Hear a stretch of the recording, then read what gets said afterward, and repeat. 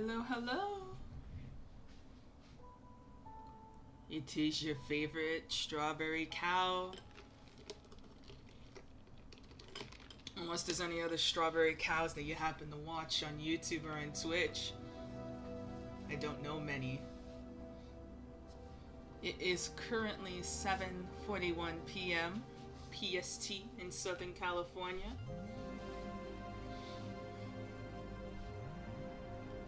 Yes, I have risen from the flowery ashes. Hello, cat. Hello, Z. I'm still trying to learn how to pronounce it. I like Darklight. I like to call you Darklight. I think that's, like, badass. How is everyone doing? How's everyone doing today?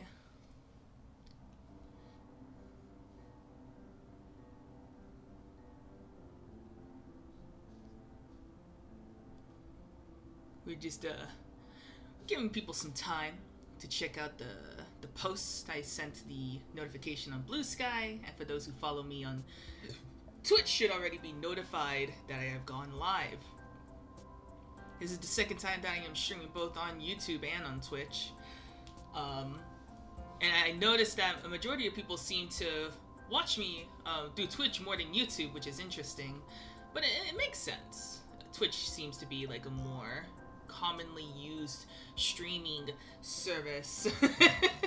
Hello there, Ryan. Hello.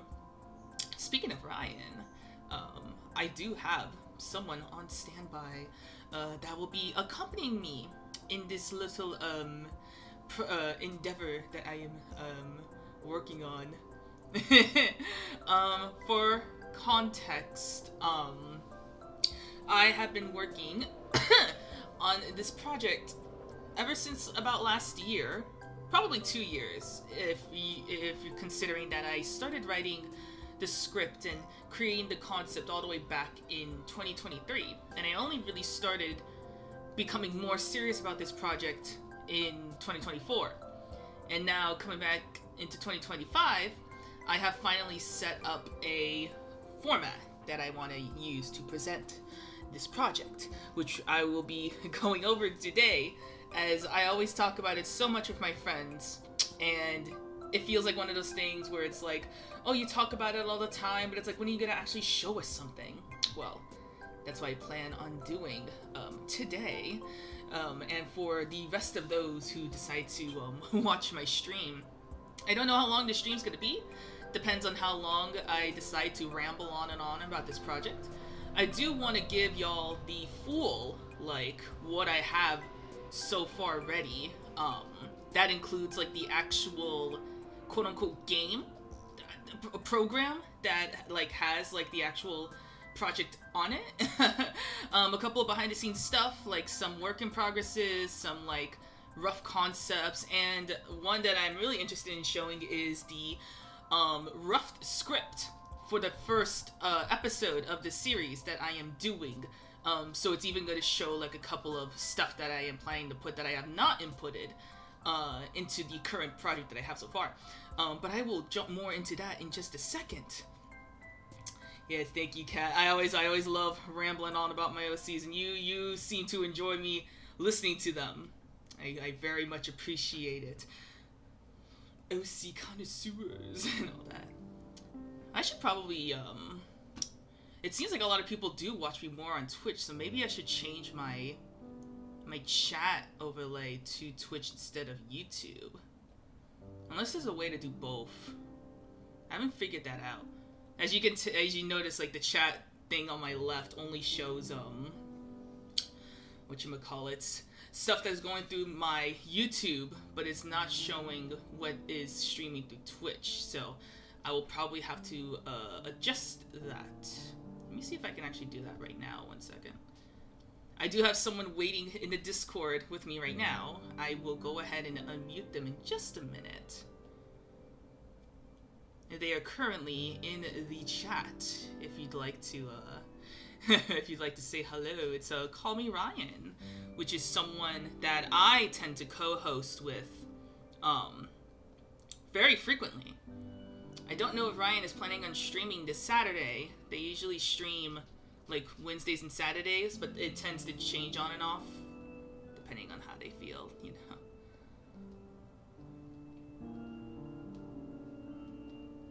figure out if I can...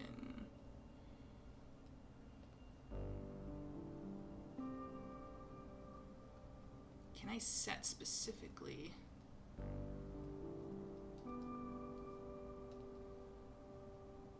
I think I might have to link it to my...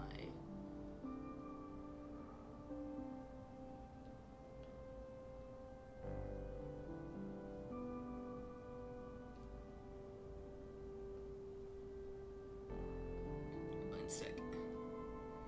Yeah, I definitely know what I'm doing. Okay, so I have to have the overlay set up for my Twitch account if I want to do the chat on it. You know what? I'll have that set up for whatchamacallit, next time I do it. There's a way to do both. Okay, yeah, I'll figure that out. Later. I don't want to stall for time with technical issues and all that jazz. So let's see.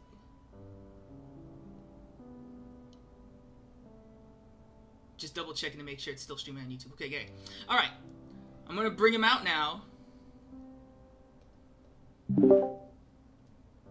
You may speak. Hi. Where? Hi, everyone. Get up. Here, wait one sec. I'm bouncing. Oh. I can't. I'm trying to grab your thing. Where are you? Uh, Ryan, where'd you go? where am I? It won't let me grab you. You're lost in the abyss. Where am I? Help! There you are. Hello. Oh, hi. Hi, Join everyone. me in the shack. Hello, everyone. This is Call Me Ryan. Hello. Yes, hello. Wow, you are much bigger than me. I told you. I'm such a big bloke.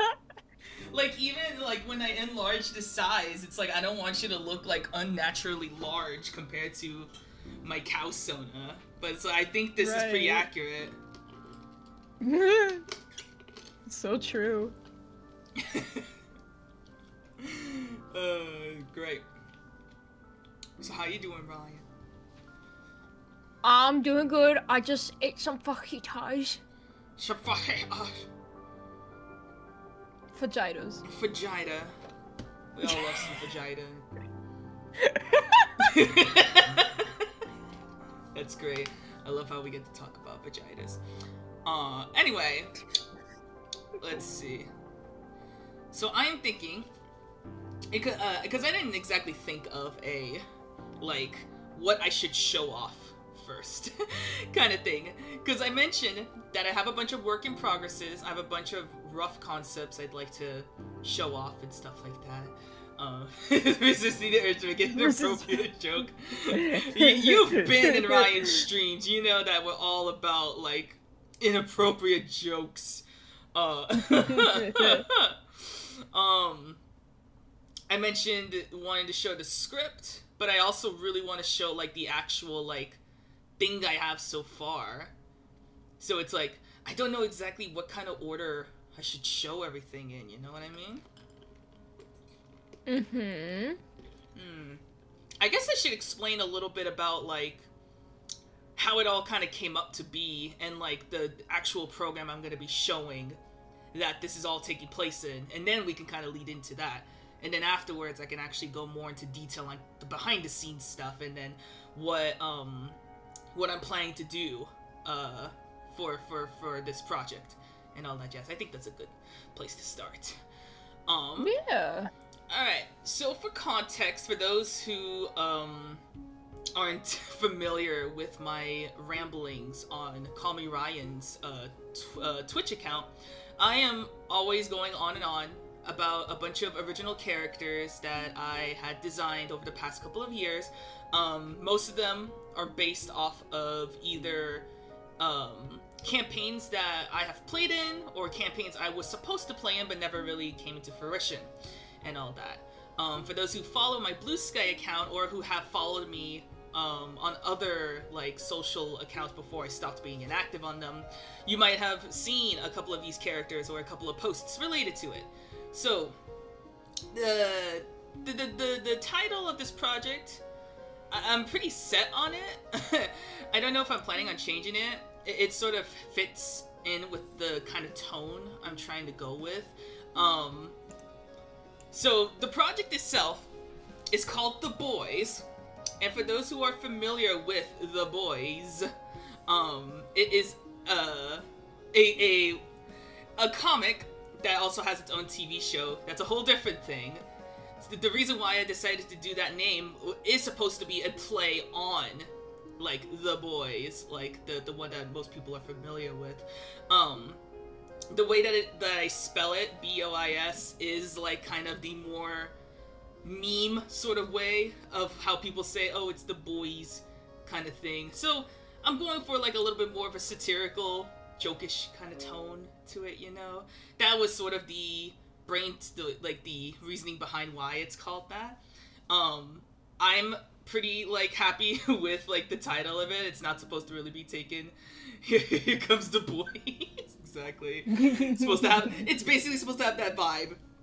So it's like, yeah, it's not supposed to be taken very seriously, even though like I am very passionate about telling like stories of these characters, because each character has their own sort of story, and the overall story of The Boys is unique in itself, which I won't try to explain too much about it because it does sort of work into the project that I have, so I don't want to like reveal too much of it. I would like people to sort of learn as they go, because some projects that I followed tend to suffer when they explain way too much, and it kind of ruins the mystique of it.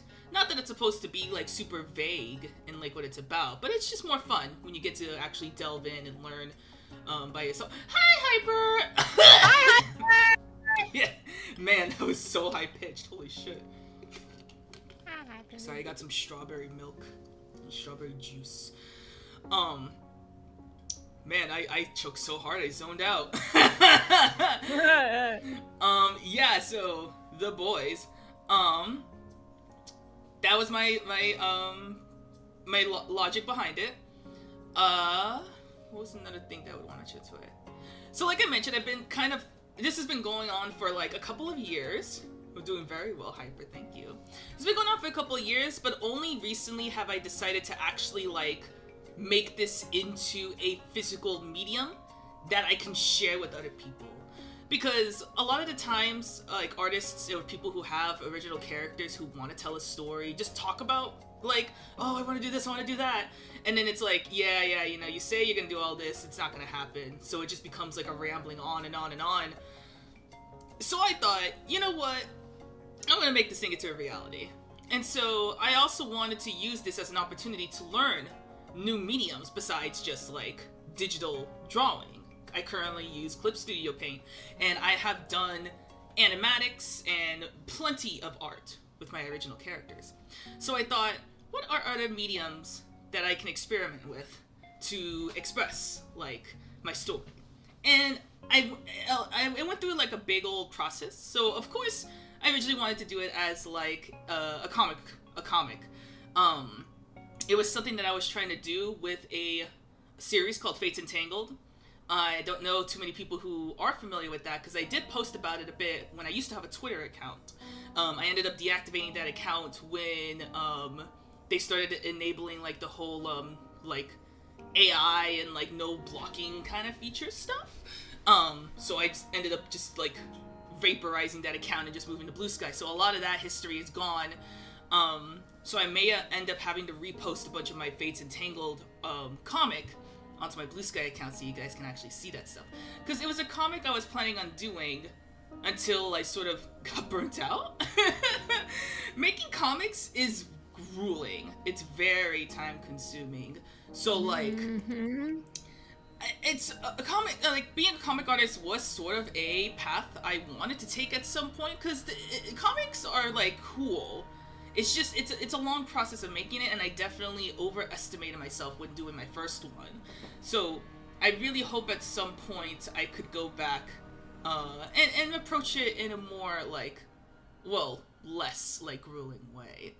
Another idea that I had was doing it as just a novel, right? So just like typing it out and then maybe applying a couple of images here and there, which is fine, but a majority of people love to see like actual visuals in like a story, and I want to be able to apply that as like an artist, you know. Doesn't make sense as an artist if I'm just going to be writing everything and not actually providing like dynamic images and visuals for people to latch onto, especially since like the whole purpose is for people to enjoy my OCs both visually and like as like individual characters and stuff.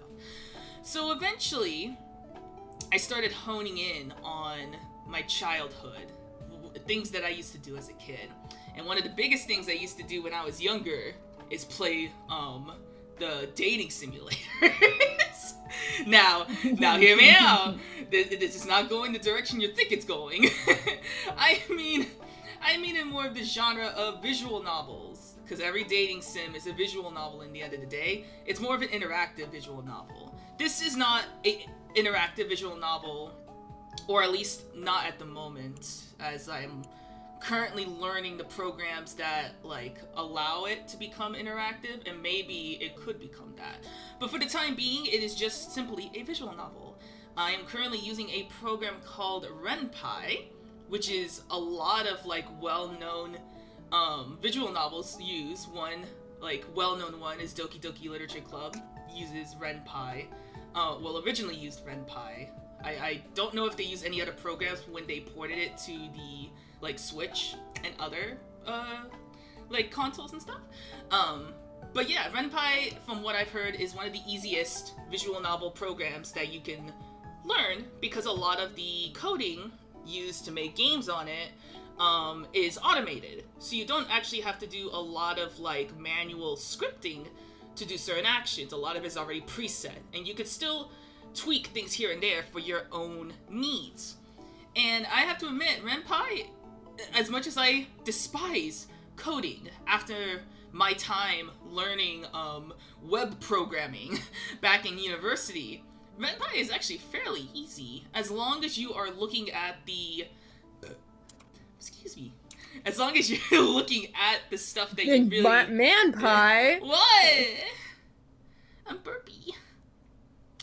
I'm cow. I'm very gassy. Don't clip that. Coding's a really valuable skill, but it is scary. You know what? Like, as a matter of fact, I am going to be showing y'all my spaghetti code before we actually get started with, like, showing the actual program. So you can see the magic that is, like, coding and what it can create. I want you building stuff in Tyranno Builder, just to see if it's for me. I'm not familiar with that. I'll have to check that out. I'm assuming it's another kind of coding kind of software and stuff. So Yep. Let me go ahead and switch. It is another visual novel program. Ooh, cool. I know there are plenty out there. Some may be more complex than others. But I decided to do Ren'Py because that's the one that I feel like will be the easiest. And Pi, when she shows the guts, yeah, I'm going to show you all the gizzards and innards. First, I need to actually open up Ren'Py.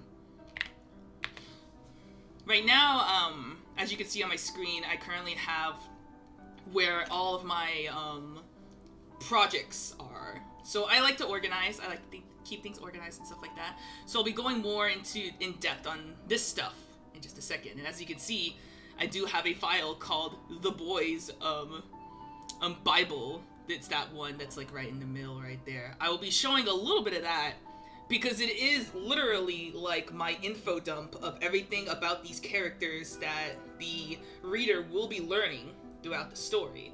And obviously I don't want to spoil too much, but I would like to show you guys a little bit of like the breakdown of how I kind of dissect each character, so it works into like the actual process of creating each episode. In something I should also elaborate is that this series, it is basically a series that I'm planning on doing. It is semi-episodic, but there is like an overall story behind it. But it introduces itself like episode by episode.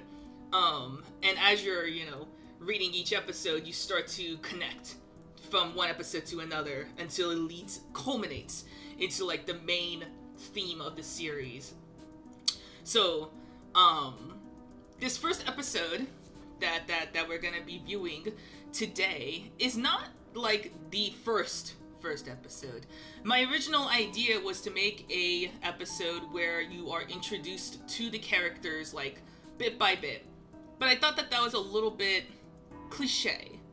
I'm not really a big fan of shows that like go into so much time to individually tell you who each character is, instead of just putting them into a like a scene where you can learn their characters through the things that they do, to the way that they respond to other people, etc., etc. I just find that more unique, more creative, so that the audience can learn by observation instead of it being spoon-fed to you, essentially. So let's see, where's my renpai? So I'm gonna change the window real quick. Pie throwing us right into the fire. I love it. Alright, where's the window for it? You get a show. Here we go. So this might be a little scary. This might be a little scary for some people. Oh god, it's a lot of text! It's so much text. It is a lot of text. It definitely intimidated me at first when I was first learning about renpai, but it's one of those things where it's like you need to like face the beast, and then once you've like learned like how it works, then you kind of feel like the master. Obviously, I don't know everything about renpai. I've only been using it for like about a couple of months, and no one's ever said this like ever, but like I have to thank Reddit for learning a lot of like coding in renpai, because as stupid as Reddit can be, if you find the right r/ like subreddit to follow, you got a couple of like little brainiacs in there, you know? So a lot of people, when you search up specific functions, they already have it down. There's a lot of functions that I basically copy-pasted from, like, subreddits to help me, like, craft, like, the first part of this visual novel. There is still a lot that I need to add. I am still planning on adding audio. Currently, there's no audio, but I will be showing a little bit of the sound bites that I have, because I basically have about, what's the best percentage? I want to say I have more than 90% of the voice lines from each of my characters completed. I have about all of my characters except one.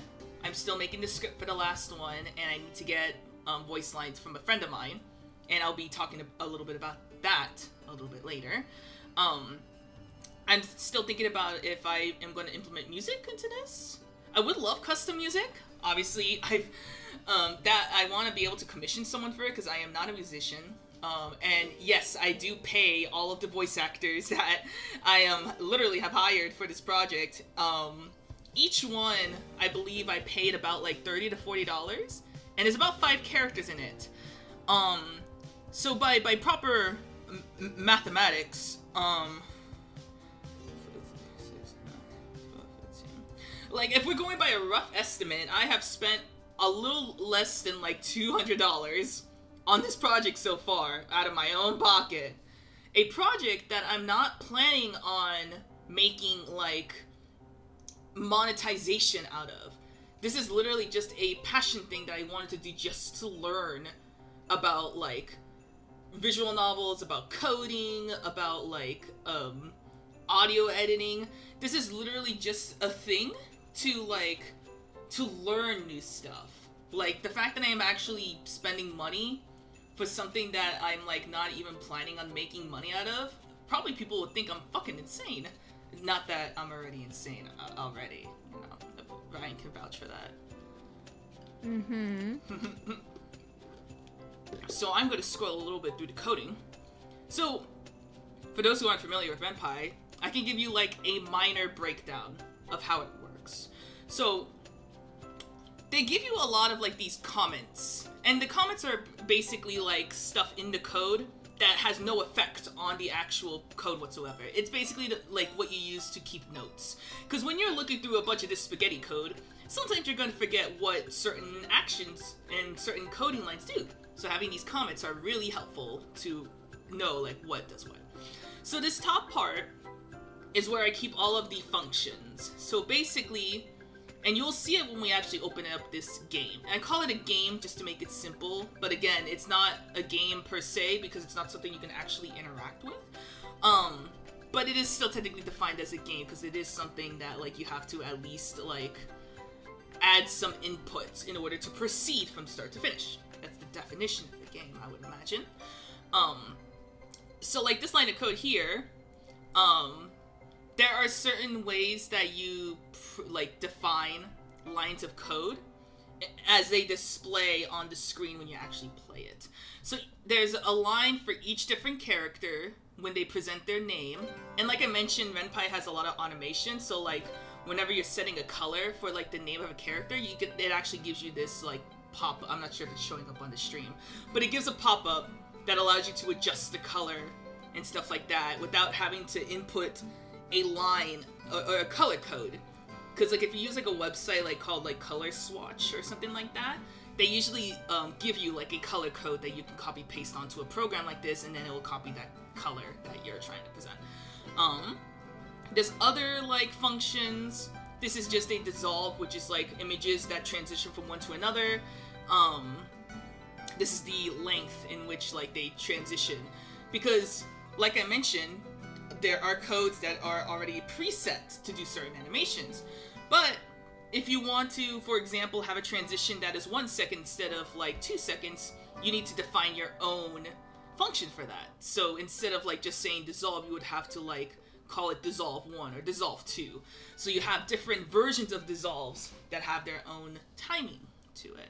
Same thing with the transform. So like whenever I have more than one sprite on the screen, obviously you want to make sure you have a sprite on the left and on the right side. So in order to properly set where the sprite's going to be, you need to have your own function. So these are some of the functions that I have. Currently, I only have currently only have positions for 3 characters at a time on the screen, but eventually I'm gonna have more than like 3 sprites on the screen unless they are transitioning from one sprite to another depending on who's talking. So that is something that I'm gonna have to fix when I get further into the story, because this is only part 1. So this whole line of coding is only for the first part of the episode, and there's about 3 to 4-ish parts, depending on how long each part is. So it's already a lot, and I was even considering that maybe I will not have the entire episode through Ren'Py. I might just have part 1 and 2 available to play on Ren'Py, and then create the rest through like a YouTube video.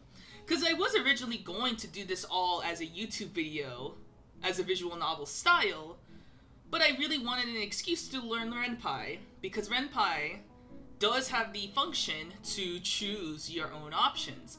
And I have a little bit of another project that I have actually completed that I would like to make into Ren'Py for people to play. Because currently it's only in a Google document. So it's not really the most engaging.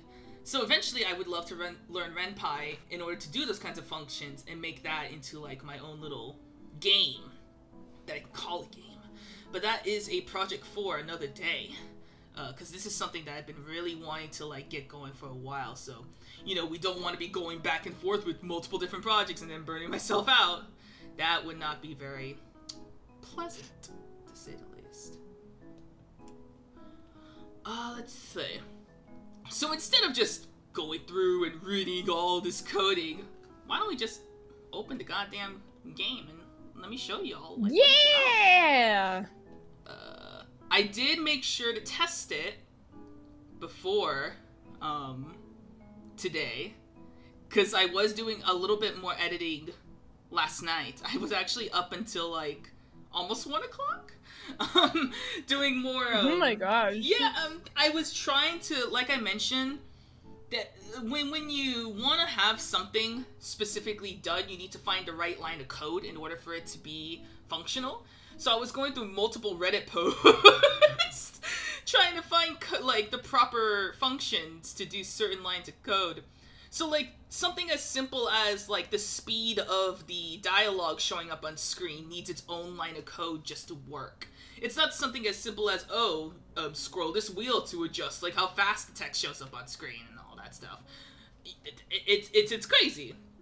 That's why I used to hate coding so much, but I'm starting to kind of like it again. Just like when you actually know what you're doing, it's actually pretty fun. Not gonna lie. But again, it can be very overwhelming. So for those who are not as patient as me, it could get you a little grumpy is the best way to describe it. Mm-hmm. Make sure to adjust it. Okay. So it is proper resolution, so it should fit on my screen just snug. Okay. So I don't think I need to give any context to coming into this. I just know that there is gonna be parts that we're gonna read. So I guess we'll just decide who's gonna be reading what when we get into it. Because like I mentioned, there's 5 characters, so we're each gonna have like our character to read. There is a narrator, so I will be the narrator for convenience sake.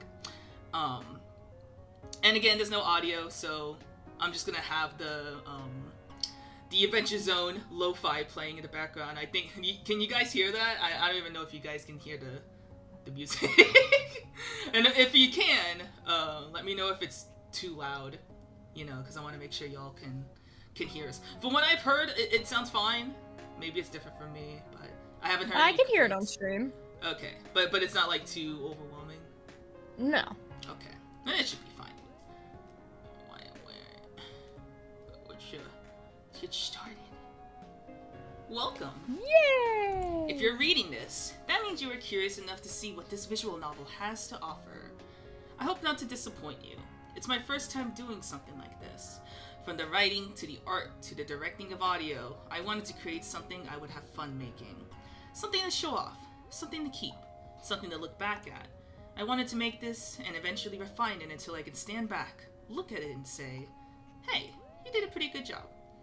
I want to thank you for taking the time to see this out. I want to thank my friends and everyone who supported me through this process and providing the work needed to make this project a reality.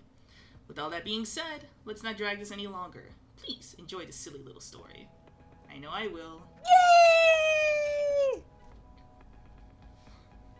So there is like I mentioned, it's all rough. So a lot of the art is incomplete. But I wanted to like actually have something out to give you at least a visual idea of what it's gonna look like. So it is gonna be very rough, sketchy, but it's still like something that you know, pleasant to look at. Our story starts here, somewhere in the middle of nowhere. The night is calm. All but a few scorpions and cacti sit in the dark of this cold, bleak desert. A couple of miles from the nearest town, out here is bare of civilization. The road through the dry sand stretched endlessly, asphalt cracked and brittle from years of neglect. Only a crazed, desperate loner would choose to settle themselves out here, away from any human contact, out with the coyotes and rattlesnakes. No way to call and expect help to come if your life depended on it. Luckily, our characters in this story aren't losers. they're not losers, they're winners! Our characters in this story aren't loners, although I can't guarantee they're not crazed or desperate. Ew. It's not the most pleasant looking home, but it'll do. Splintery walls, peeling paint, and the stench of old dry wood. This house stands 2 stories, carried by supports that seem prone to breaking any day now.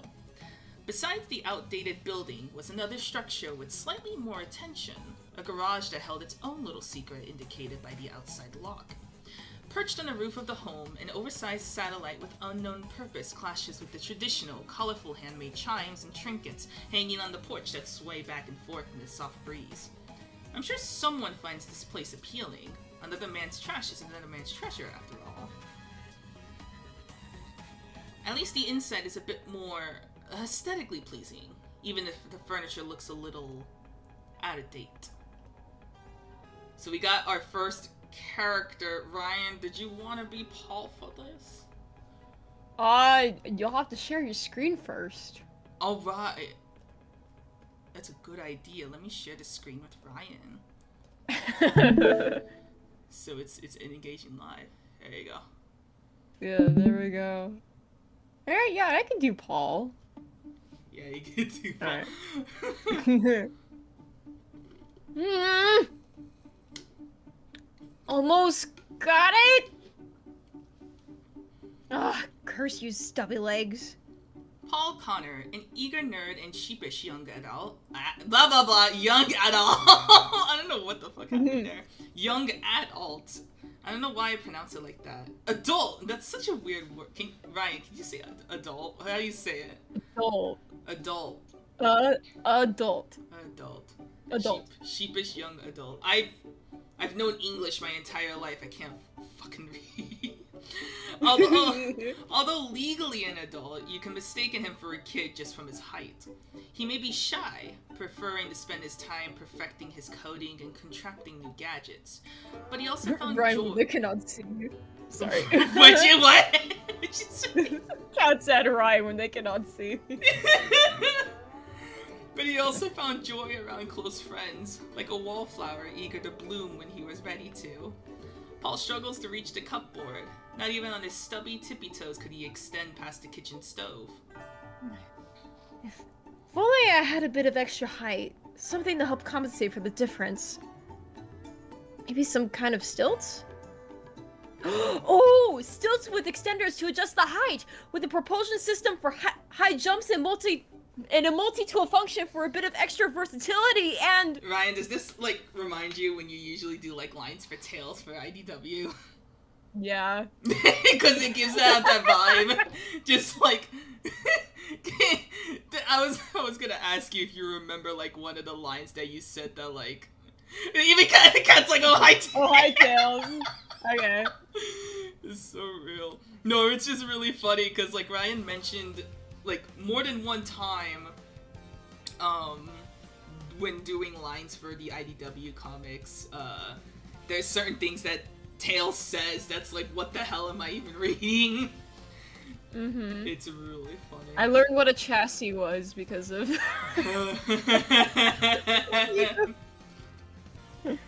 So, I mean, it's interesting because...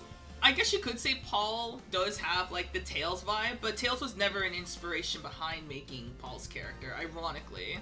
I just thought, because, I didn't have, like, a smartsy character in my roster of OCs, I thought, let's make Paul, like, the smarts one.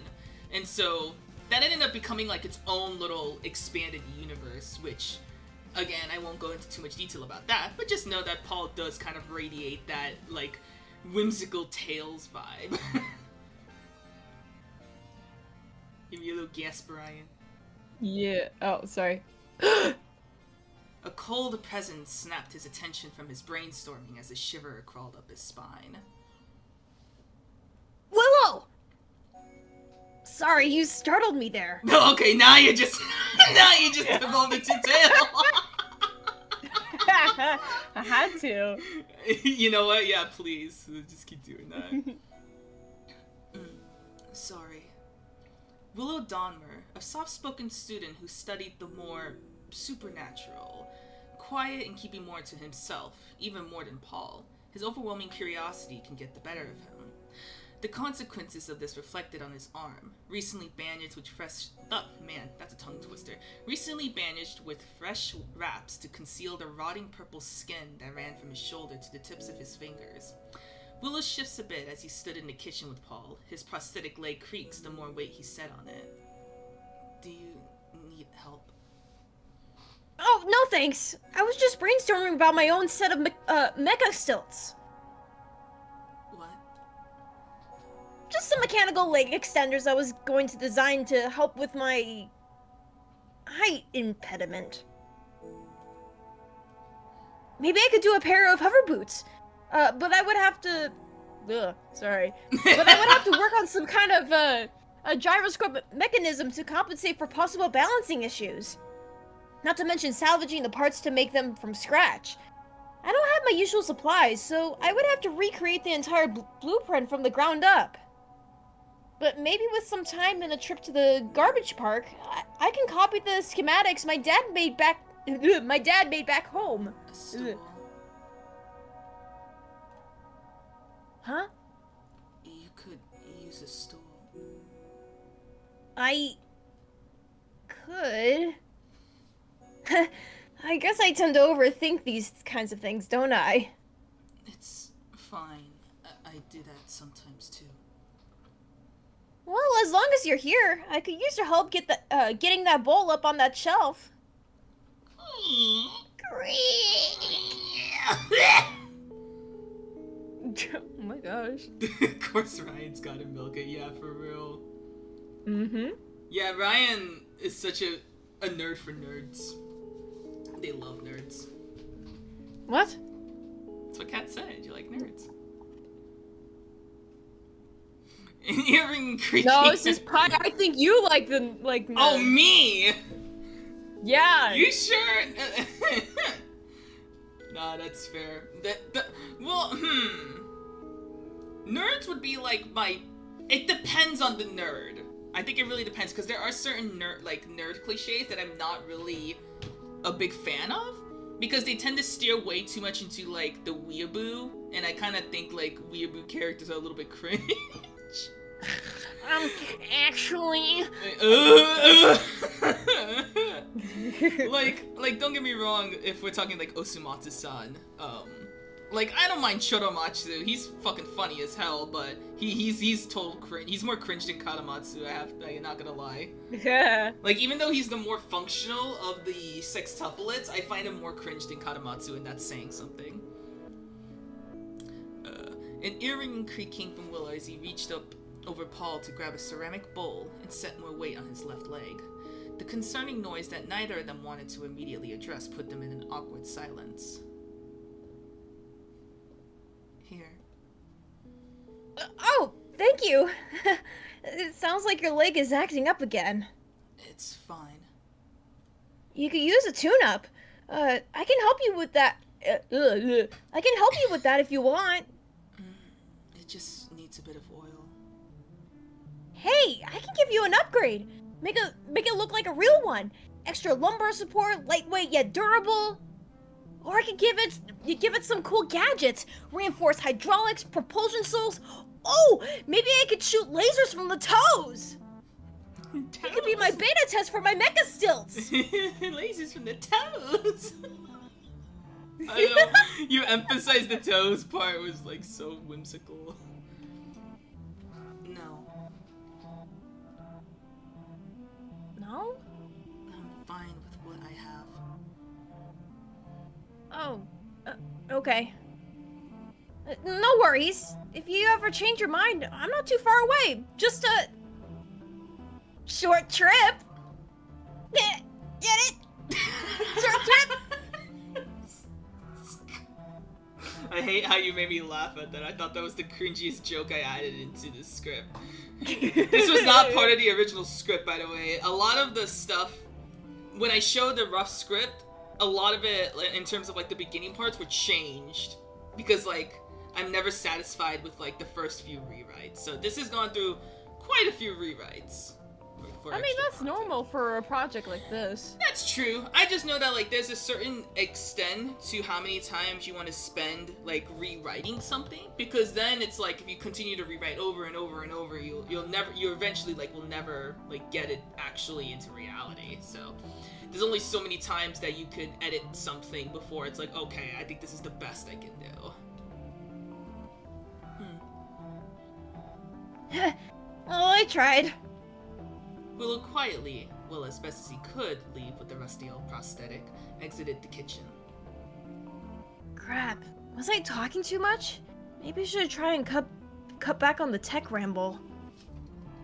I can make it into a side project. In case he changes his mind. Fuck, I gotta get into character now. It's so stupid. Hello.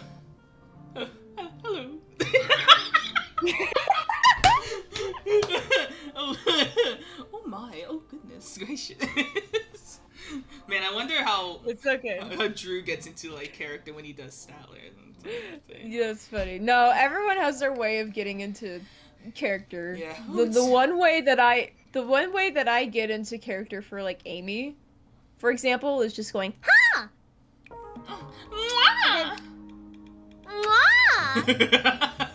And then see, I'm immediately in the place for the voice. Yeah. It's awesome. No, I haven't done this voice in quite a bit. I'm so used to having someone else do it for me. Okay, let's get into that. Paul, did you get the bowl? The popcorns are just about done. Oh, coming! Sorry about that. I got caught up talking with Willow. Really now? I don't take him for the social butterfly.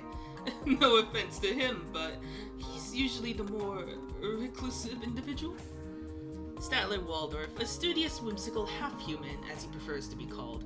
He's young for an elf, but mature for a human, physically at least. He prefers to speak in a diplomatic dialogue, making him sound more competent and knowledgeable to others. At least that's what he believes. Similar to Willow, he also studied his own form of supernatural abilities, ones that he showed proudly just to spark a conversation. For instance, instead of using a stove like a normal person, Statler conjured a magical ball of flames to heat the bottom of the skillet that sizzled with corn bathed in olive oil. Well, he still isn't. At least he's a good listener. Well, don't worry about it. The popcorns should be just about.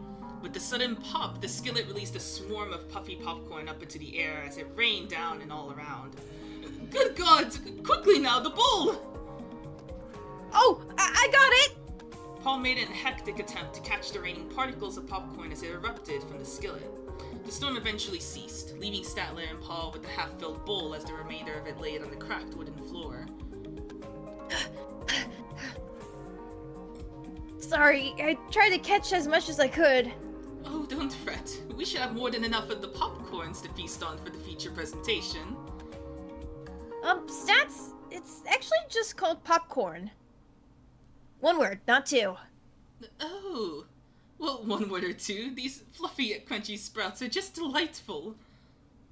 Honestly, I think you enjoy this stuff more than me. How can you not? It's... how do you call it? Like a drug? Right. Come now, we don't want to keep the others waiting. Let's hope they've made a tasteful decision for tonight's movie of choice. Right. I'll help you carry the rest of the snacks to the table. Much appreciated. We'll transition to the next scene. Statler, our beloved, yes, we do enjoy our little Statler Waldorf. Or at least that's the one I tend to brag about the most. He's the OG baby. OG baby boy. OG baby. Boy. The living room was set up for a cozy movie night. The large love sofa, plush yet worn from its extended use, sits in front of a retro box television capable of VHS and cable screenings. A dim light slowly sways as the wings of the fan spun round and round from above. Let me make sure, is my music still playing? Yeah, it hasn't even gone on that long. Okay. The last two roommates of the household surrounded themselves on the floor, like some movie tape style ritual like some movie tape style ritual circle, deciding on their film for the night. Now these two particular characters are ones that I rarely really talk about, and I hope to actually talk a little more about them at some point, because Statler and Willow have always been sort of the two that I always default with.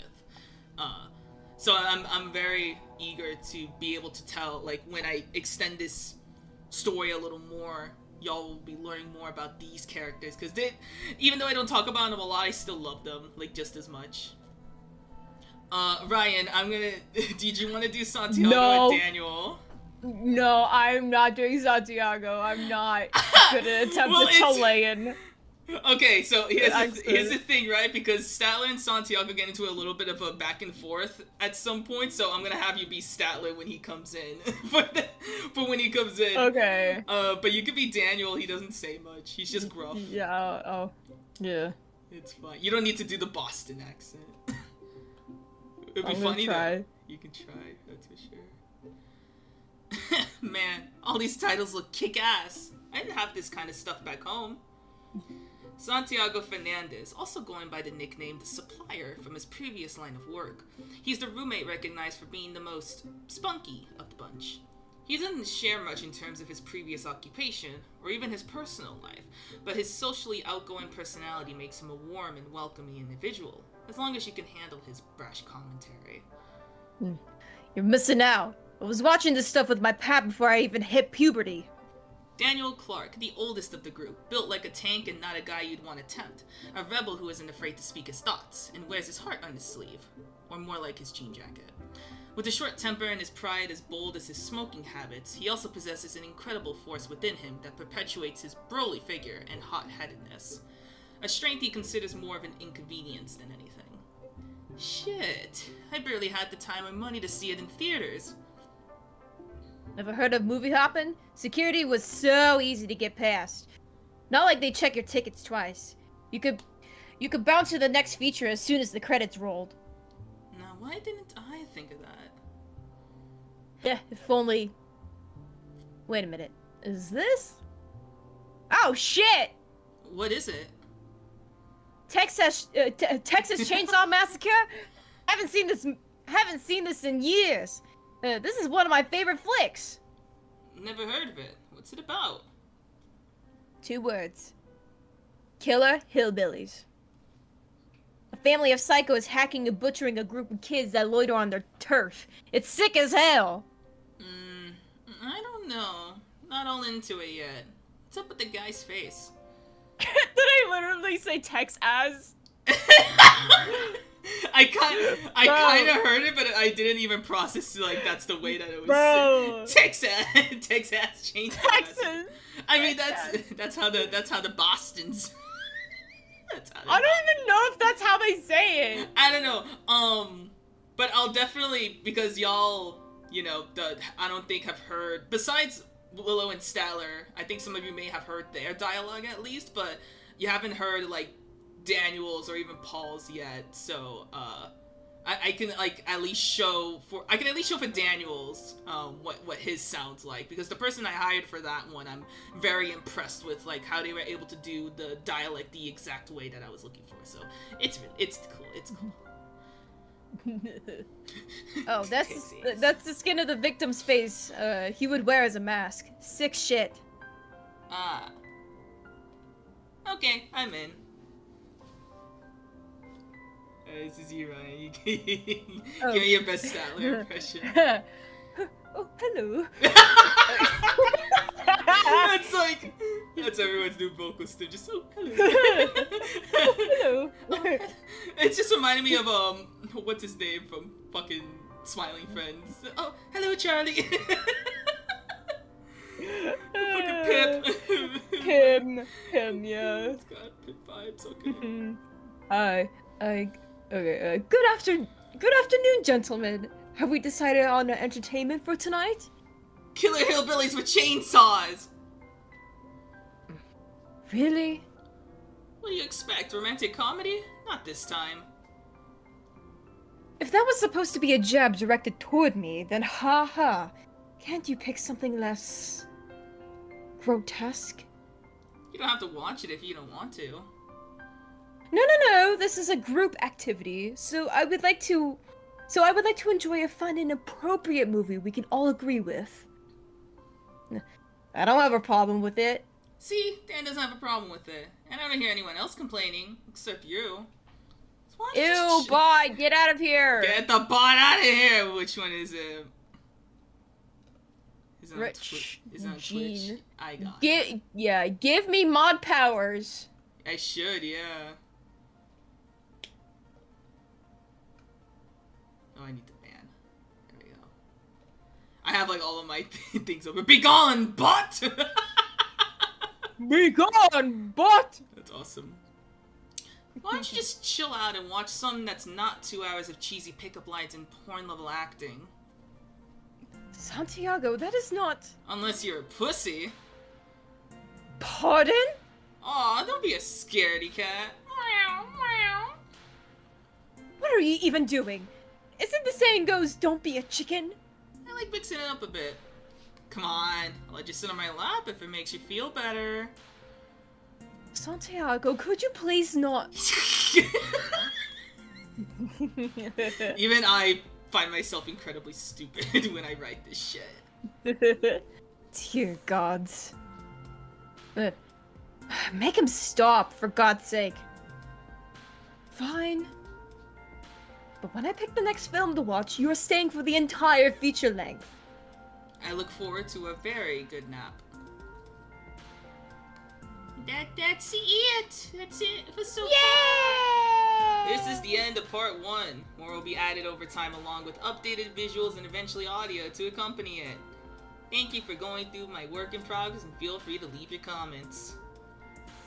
And that is it, at least for so far, for the visual novel. What you think, Ryan? I think it's cute! Yeah!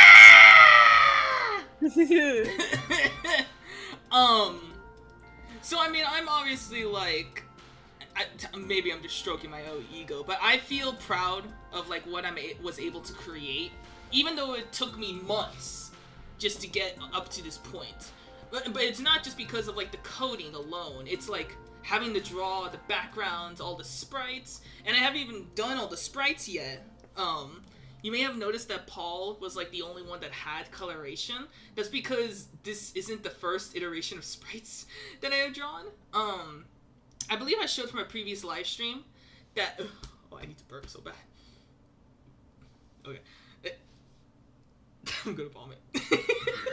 Don't puke! God! Wait, let me just sip a little Wawa. One second.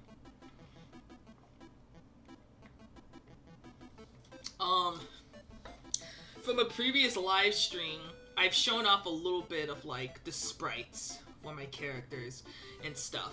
And they have gone through multiple different iterations. So the ones that I currently have sketched, I'm planning on sketching out all of the sprites first before I move on to finalizing them with color, because it is gonna have color eventually.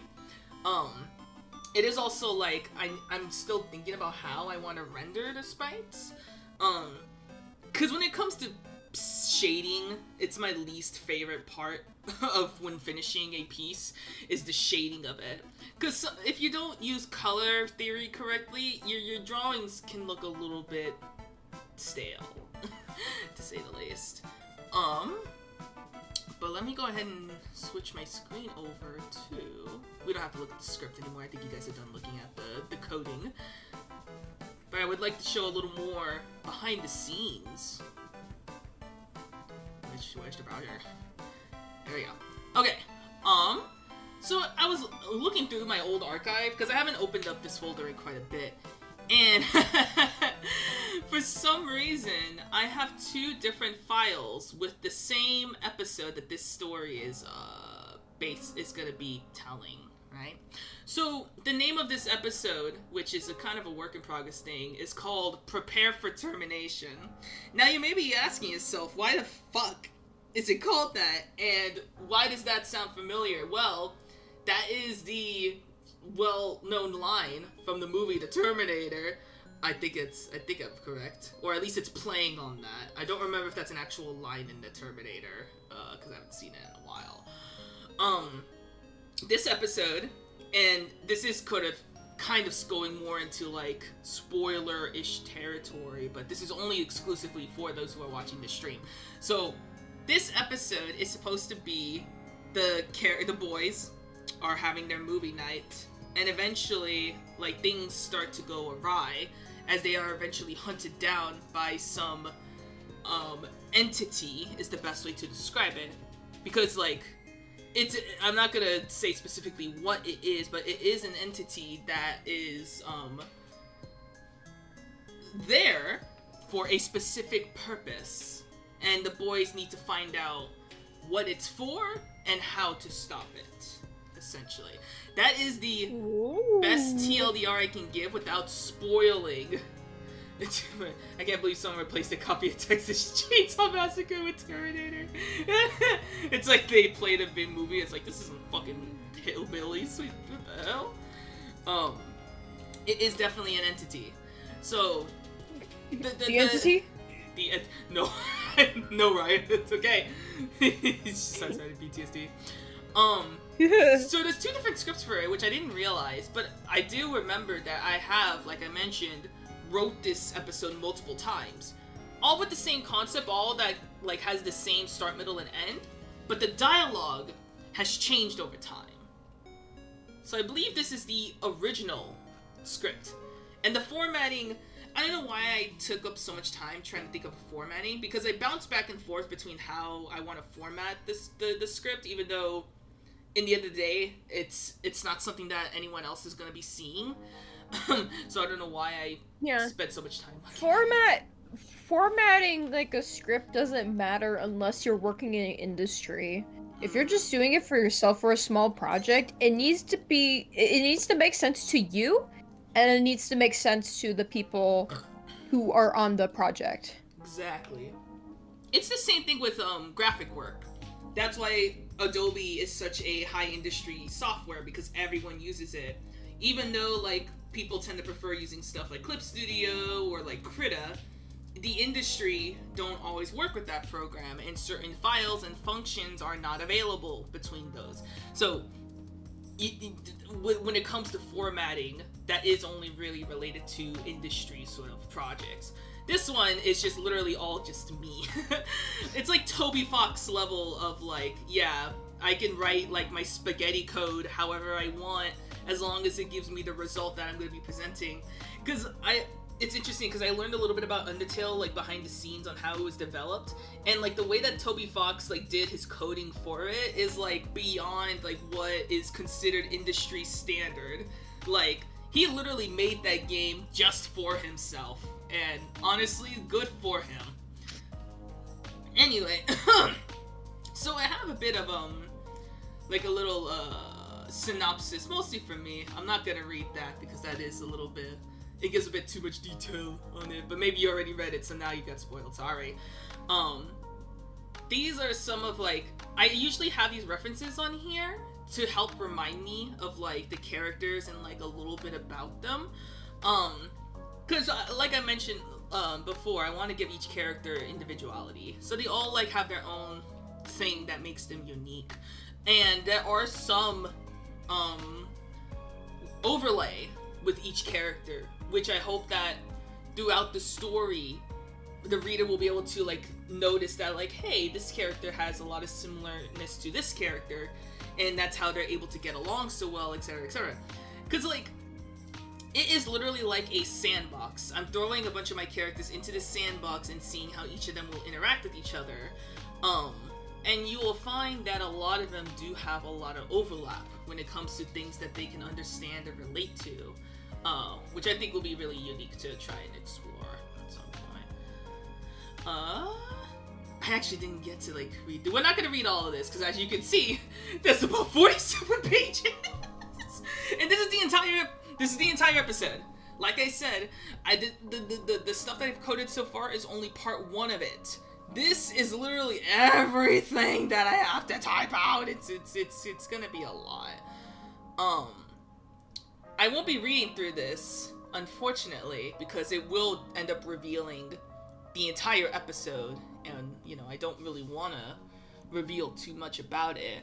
But I can at least show like a little bit of the first part. How far does it go? About this much. Okay, so realistically it goes about up to 7 pages. Let me see.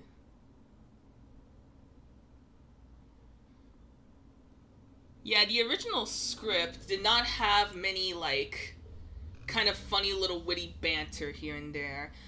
Usually the first draft tends to be very direct, is how I sort of like to work with my stories. Start with like kind of simple and direct, and then when I go back to rewrite it, I add like the flavor text, I add the good stuff.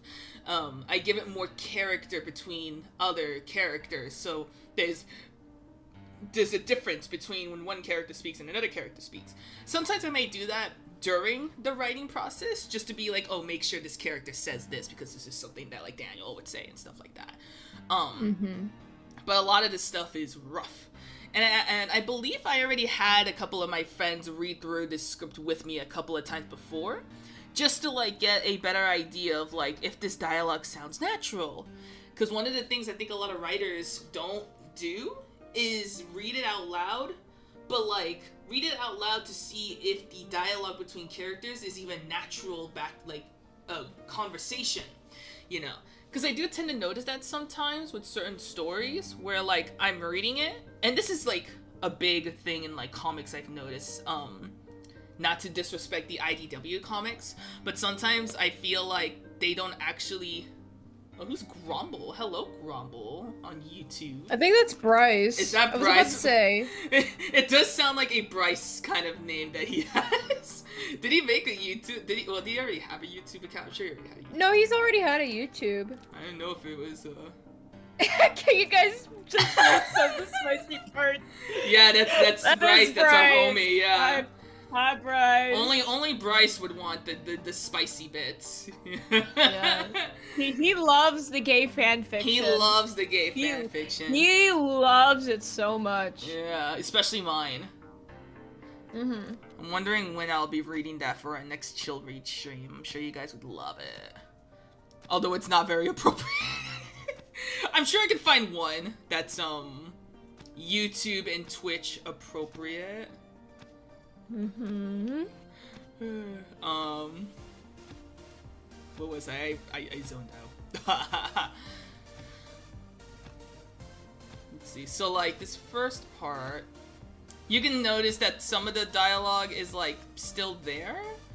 I do notice that like it doesn't, like the original script doesn't really take much time to like give much about like each character. And one of the things that I have to be very careful about is when going into this visual novel, I cannot go in thinking that everyone knows who they are, right? Like, I talk about it with you guys a lot.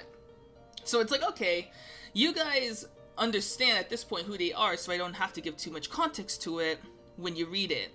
But let's say that, like, for people who are just learning about these characters, I need to provide some more detail on that, because people are not going to know who these characters are just from first-time experience. I hate using this example, because I haven't seen the series, but, like, with stuff like Has Been Hotel or, like, Hell of a Boss, mostly specifically Has Been Hotel, because Hell of a Boss did not like present itself before it was developed, but Has Been Hotel did. Like, it went through like years of like people learning about these characters and learning about the story and whatnot, and basically gaining an audience because they liked these characters, debatable, before the actual show came out. So people were already presented with what they were going to expect before the show was even released. And I feel like that's unfair to, like, put such a high pedestal for a show when you should be judging the show based on its own merit. Not because, like, you had the original creator, like, you know, talking about, like, the characters on, and giving people, like, that behind the scenes of, like, learning to love those characters, but then people who are outside of that, like, group that know about the series are gonna go in confused and be like, I don't understand any of this. Again, I've never seen the series myself. I don't really plan on to.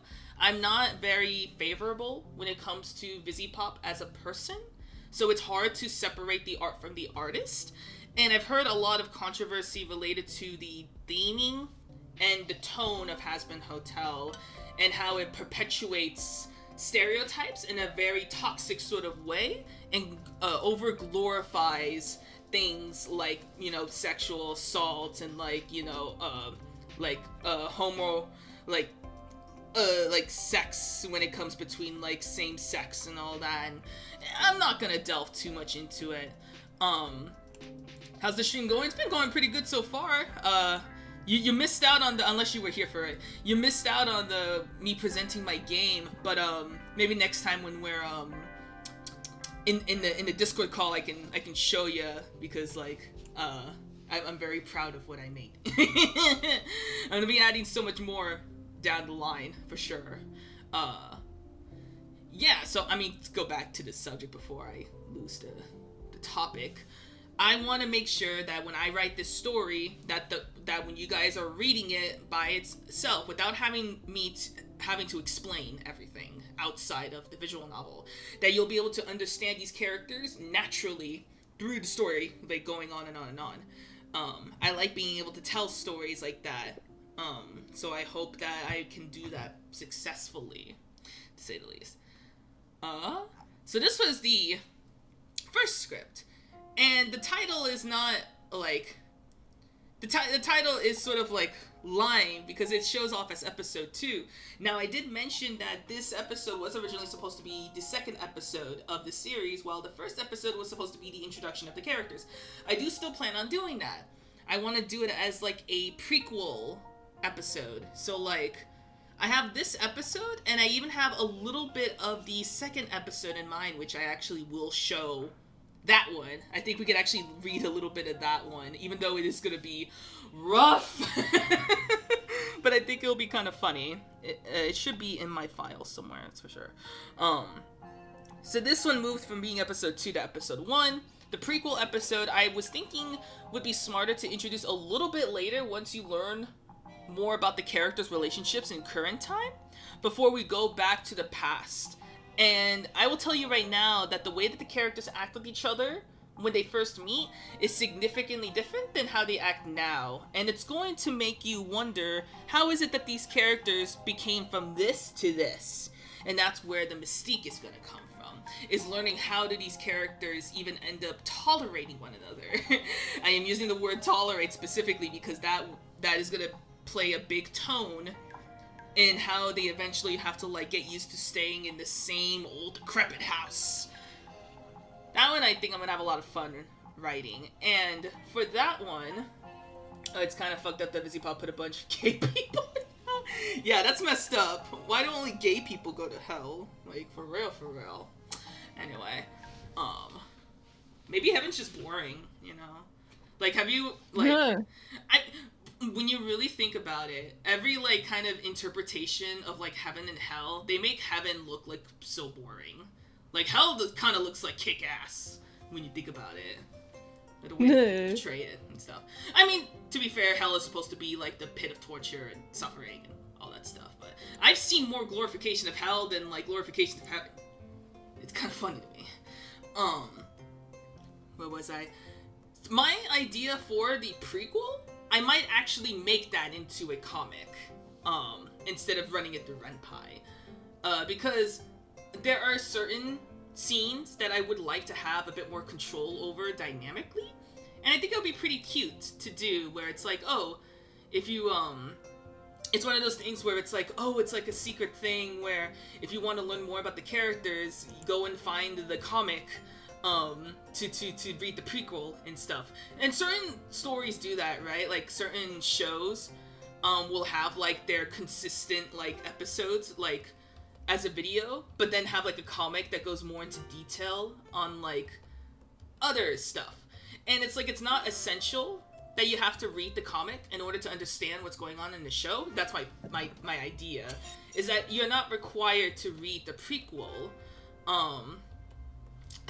I've seen Heaven and Hell in DBZ, and I'm 10,000% rather go to Heavenly Train with King Kai. You know what? That's true. I've seen a little bit of that in Dragon Ball. That's absolutely true. But Dragon Ball is awesome, and you know that's understandable. The prequel's not required to be read in order to understand, like, the story. So that's why I'm thinking, oh, it'd be interesting if I made the prequel into a comic. And then also it'll give me an excuse to write it into a comic, because I'm not planning on doing it for the rest of the series. I'm gonna be consistently doing it through Renpai. Possibly a few just through YouTube videos, depending on, like, how much work I need to put into, like, the rest of this episode, you know? Because like I mentioned, I might do the first 2 parts, and if I feel like I can go all the way with, like, making the entire episode of Renpai, then I'll just do that. If not, then I'll just end up making it all just a video and, like, using something like, DaVinci to create the rest of the episode. Have you thought of making it into a Webtoons comic? Webtoons is shit. Webtoons is a shitty website that takes advantage of its artists. I commemorate them for having Sonic IDW available on Webtoons. But no, I don't plan on making it into a Webtoons comic. The thing about Webtoons is that it's very limited on its formatting. Now, you don't have to be restricted to the vertical format that a lot of webtoons tend to fall under, but I personally want to go for something a little more dynamic, and I just don't want to have to deal with like possible restrictions and like I mentioned, I don't want to monetize this. If I like, the only monetization I probably will accept is just through donations that people willingly give me, and that's usually through commissions. I still do commissions. I would rather prefer people pay me to do commissions than just give me free well, I love free money, so feel free to give me money. But I like earning money through hard work. And if you want to give me money to help support me through this project, which again, it's just a passion project, I don't need money to make it, but I do appreciate like the genuine support that y'all give me. Like just your undivided attention is like most appreciated, to like let me know, hey, there are people who are interested in my project. So I might as well just keep making it, you know what I mean? It could be, it could be done. I just know that webtoons is not really my target. I just want to be able to draw a comic. I haven't drawn a comic since, the one I did for Willow, I think it is. Oh no, the one I did for Ryan, for your birthday. I was about to say, yeah. Yeah, I kind of want to redo that one. I feel like I can draw it a lot better now. You always want to redo your art. I always say that! You do. You just can't be happy with how it comes out. But like, okay, so like, it's not a bad thing, right? Because yeah, but artists can improve over time. Like, I know, but like, okay, I'm gonna pull up a picture. Okay, sorry, chat. I'm gonna go off topic real quick, but I need to show. It's not even like a year old. Here's a I'm gonna show. Okay, so I'm gonna show a drawing that I did. 2 drawings I did in the same year. One in the beginning of the year and one at the end of the year. And there's like, I believe there's a big difference from when I first drew it and then to when I last drew it. Where is it? Where is it? Where is it? Where is it? Where is it? Where is it? Hi, listen to Cat. You're being. Yes, I am. Yes, I'm a perfectionist. This is my. You like draw something and then you're like 2 weeks later you're like, oh, I could draw it better. I could do it. I could do it better. When did I draw? Oh no, I drew it last year, I think. Hold on, no, wait, where is it? Just be happy. Don't be happy worry. that you drew it. And focus on making new drawings. You're right, but let me show this. Okay. So can I drag this onto here? One sec. Yeah, okay, I'll drag it on here since here. So this is something that I drew. This is the first time like I drew Willow in the campaign that we were in. So for context, we were being invaded by like these zombie type creatures, and there was a seedling that was supposed to bloom with blood, essentially. It's like a blood lotus of some sort. So Willow offered himself as tribute in order to have the flower bloom. That would create like a defensive mechanism to thwart some of the zombies. So this is the first piece that I drew of that, which I was proud of when I first drew it. And so again, this was the beginning of 2023 when I first drew that. And then I ended up drawing it again at close to the end of the year. So this was like a couple of months later. This was when I was more comfortable with drawing Willow and like getting more used to the proportions I wanted to draw him at. Because I've been drawing Statler for a while now. But Willow, they kind of share similar body types to an extent. But I was still getting used to drawing humans and working with like getting more comfortable with colors. So like there's a bit more like flow in this, and it's more colorful, and the subject is more has more clarity to it, and I just feel more proud with how like I proportioned like his face and all that. So all in the same year, and I feel like I improved on the style of it. So I think it's fine if you look at something and you're like, oh, I feel like my art style has improved a little bit since then. Let's try drawing it again and see how much I've improved. Yeah, I mean, there's a difference between drawing something that you drew at the beginning of the year and at the end of the year and you want to redraw it versus drawing something 2 weeks later. Oh, I'm gonna redraw it. I can do it better. There's a drawing that I did of the Chaotix, and I'm still like rough when it comes to drawing. Vector's such a hard character to draw. Like he is. He is. Like his body is so like whack. Thank you, Kai. I appreciate it. But this is something that I was gonna draw for the transition like sequence for the for Adrenaline Dubs. I don't know if I've shown this or if you've shown this yet, but this is something I drew. And like I look back at it now and I'm like, I can draw this so much better. And Ryan's just like, bruh. Cause it's like Ryan says it looks good, but I say I can draw it better now. I mean, it's been a couple years now, so you can. This was in 2024. It's been a year, Ryan. Oh, it's been a year. A year. Now, to be fair, I draw Vector much better now. So I feel like, yes, that is a reason for me to redraw it, because I want to do Vector's proportions better. I draw SPO a lot. I like drawing SPO. He's my baby. Yeah, Vector's body's whack. Anyway, I've steered so off subject. So, episode 1, sorry. I ended up keeping this one because I wanted to see like the progression between the first and the second rough. So this is the second rough draft.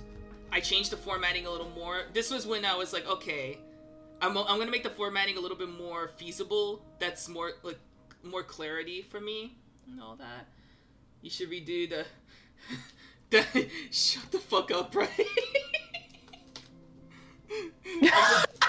I'm not redoing. No, no one else knows about that. Shut up. I can't. I was about to make the excuse that like Vector is technically a minor, but like that's not canon anymore. Apparently, question mark. He was never a minor. What? Vector was Vector. Espio was 16, right? Yeah, that Espio, yes. Vector was, and Espio was, quote unquote, was. If we take out the, if we go by what's, whoever the fuck said it, where it's like, oh, the characters' ages are ambiguous now, like they don't have an age, and all that. It's like, what the fuck? It's not on a wiki. It's not on the official website anymore. Yeah, so it's like, I think it's still controversial to make art like adult content on characters that are not Tails and Cream or Charmy or like the obvious like child-coded characters, right? And I don't know many people, well, some people don't fucking give a shit. But when it comes to like characters like Espio, it's like, god damn it, like when I was younger, I assumed Espio was at least 18, right?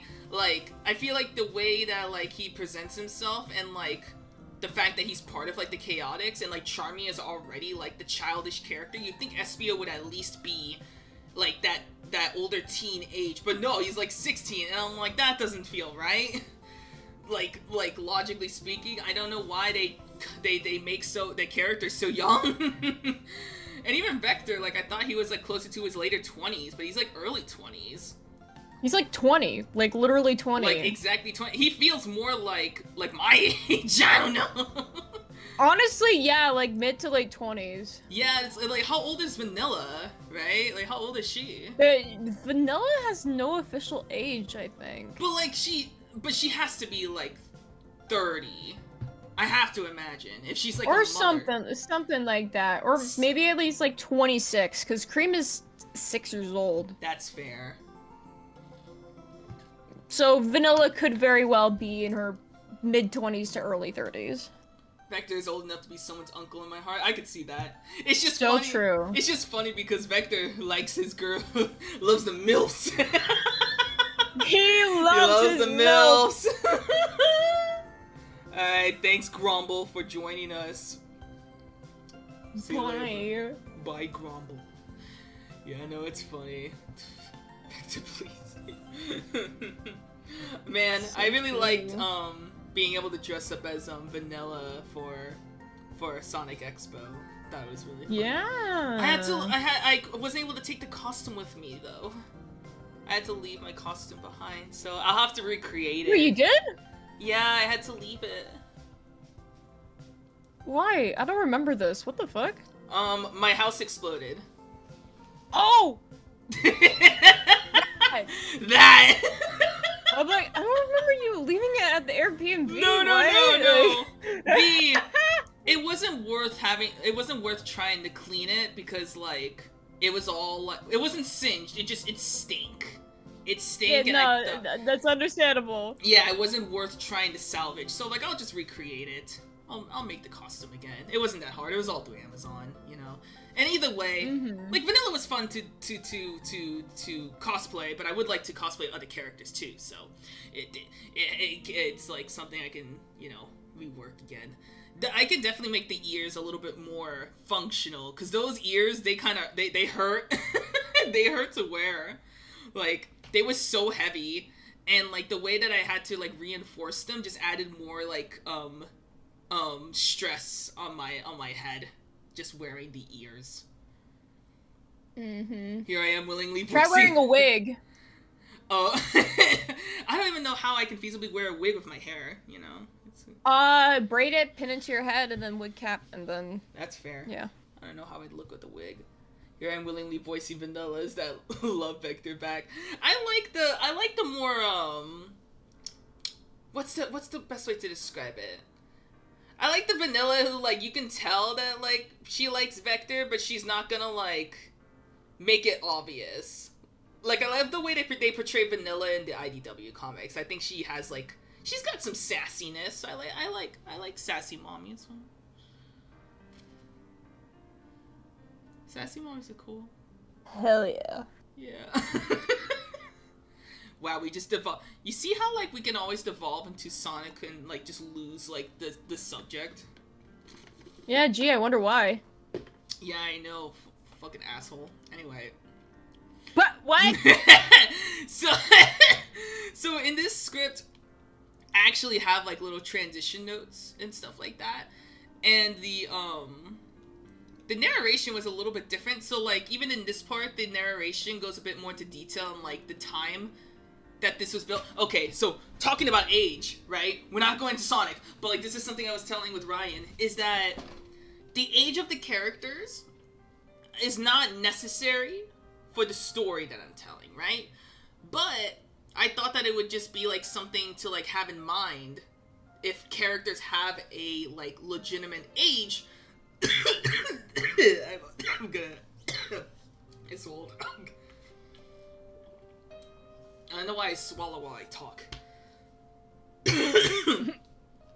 Usually characters are like age coded to a certain extent. Like obviously, like with a character like Charmy, it's obvious that he's supposed to be a little kid. With a character like Eggman, he's already coded to be an adult.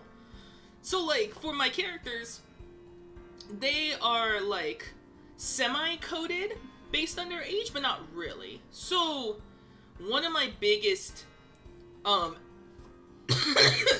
things that I'm trying to settle with is my character Daniel Clark. His bio specifies that he, although like is presented as like someone who should be more in like their late 20s, is actually 19 years old. Which is supposed to be like kind of a joke, cause it's supposed to play on It's like in Grease where they got all these like fucking middle-aged people to play high schoolers. Exactly, yeah. But it's also like in JoJo where you have like the one Joestar who's like 16, I think it was. No, he's 14. He's 14, and he's built like a 20-year-old.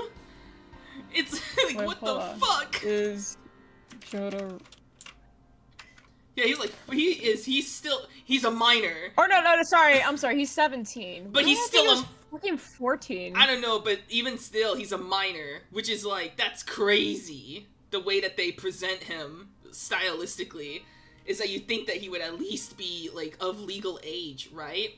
And so I'm gonna say it right now, all of my characters are of legal age. I do not like making characters underage, especially with, as you can tell, there is gonna be more like I wouldn't call it adult content because this is not gonna have like adult themes or anything, and any implication of it is only gonna be implied, not like full on like you're not gonna have a full blown sex scene in this. I'll tell you that right now. That's not. What? Man! I'm sorry, Ryan. I wanna actually be able to show this off without people being like, man, penis. Penis. Maybe I'll make a separate comic for that, but anyway. That's not really my objective for, like, creating the visual novel. So, like, there is obvious 18 plus content that I'm going to be presenting in this series. Mostly, like, because it's going to go more into, like, serious tones, stuff like that. So I want to make sure that the characters are of legal age. So 19 is, like, the youngest, and like, Willow is canonically, like, 19 years old. Like, even in the campaign that he's based on, he's 19, right? Like, he was 18 who just turned 19, is the best way to, like, put it. So right now, with Daniel's character, I was kind of going in a back and forth of, like, should I keep Daniel at 19 and keep, like, the running gag of, like, oh, you know, he looks, like, older than, like, he actually is, but he's actually, like, 19 years old? Or should I be like, okay, it would realistically make more sense if he was, like, in his later 20s. Stuff like that. It would also, like, help differentiate the age ranges. Because, like, right now, in terms of, like, in the order of the characters and their age, if I can remember it correctly, Paul is supposed to be, like, the same age as me. So around, like, 24, 25. Statler is around the age of 21. So he's barely of drinking age. I believe Santiago is around, like, age 27-ish, if I recall. Like, either 23 or 27, somewhere around there. He's, like, mid-20s. And then, yeah, basically all the characters would be less than 30 of year, right? But the thing is that the ages of the characters don't really matter, right? Because I'm not planning on, like, having, like, an episode where it's like, oh, you know, you can't do that, you're underage, and it's like, no, like, I don't think there's gonna be any episode where the age of the characters have any real, like, purpose in the series. So it's like, why even establish, like, an official age for them, you know? So, I thought that at the very least, if, like, people were to ask, like, oh, you know, how old are they, right?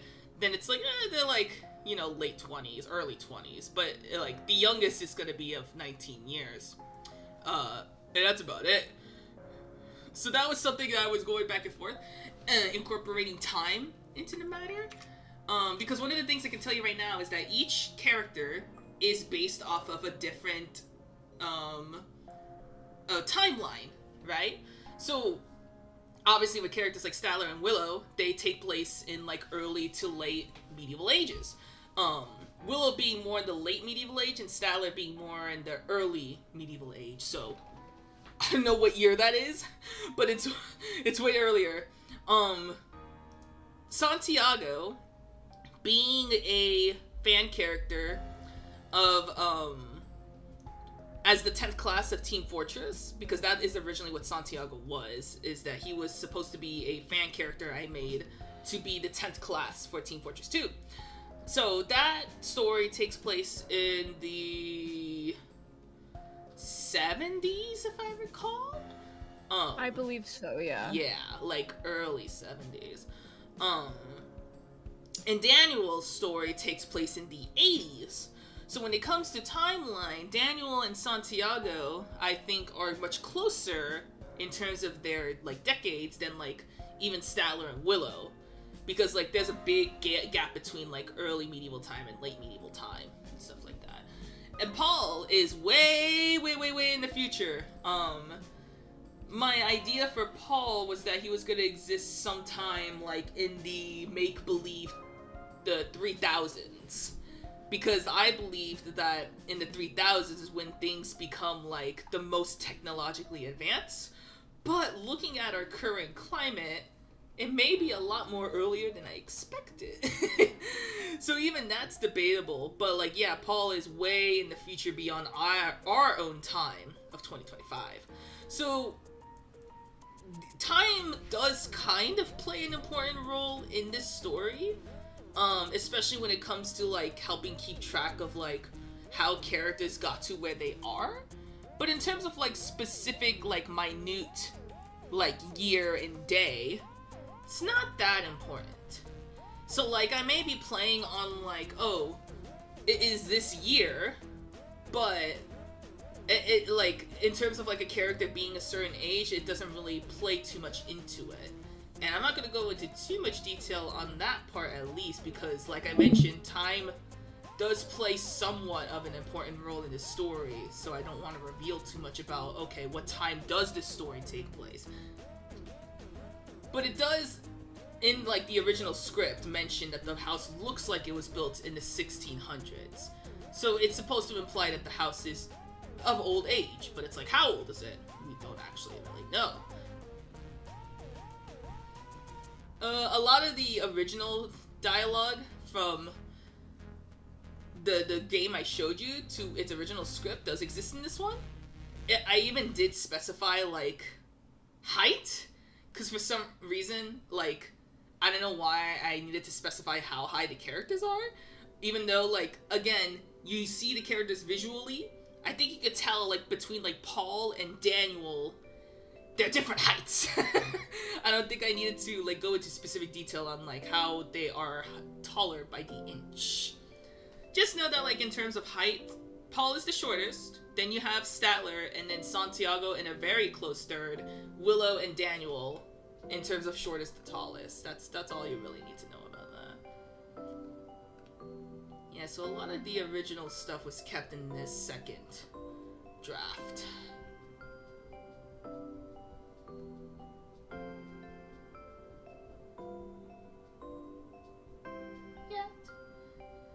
Yeah, so here... Yeah!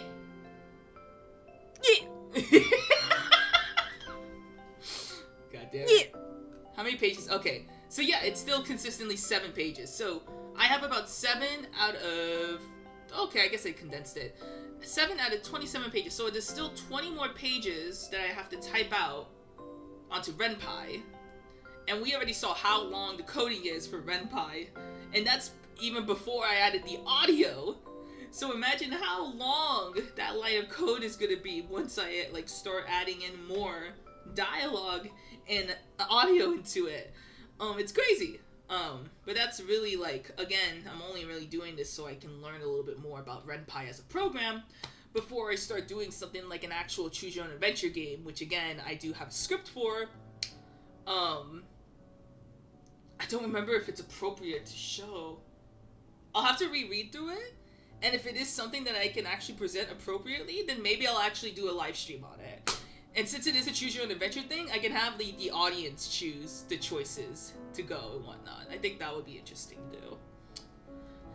Anyway, I was curious about if I should read some of this part.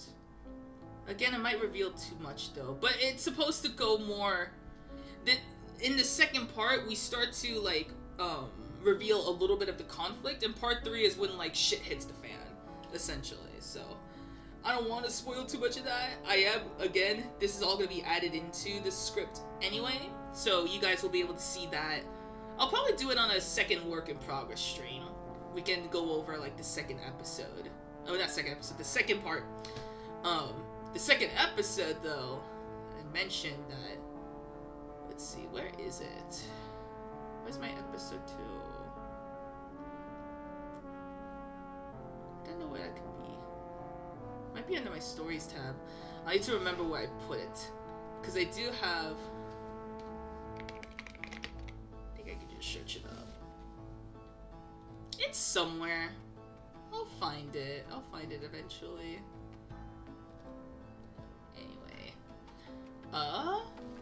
the Bible.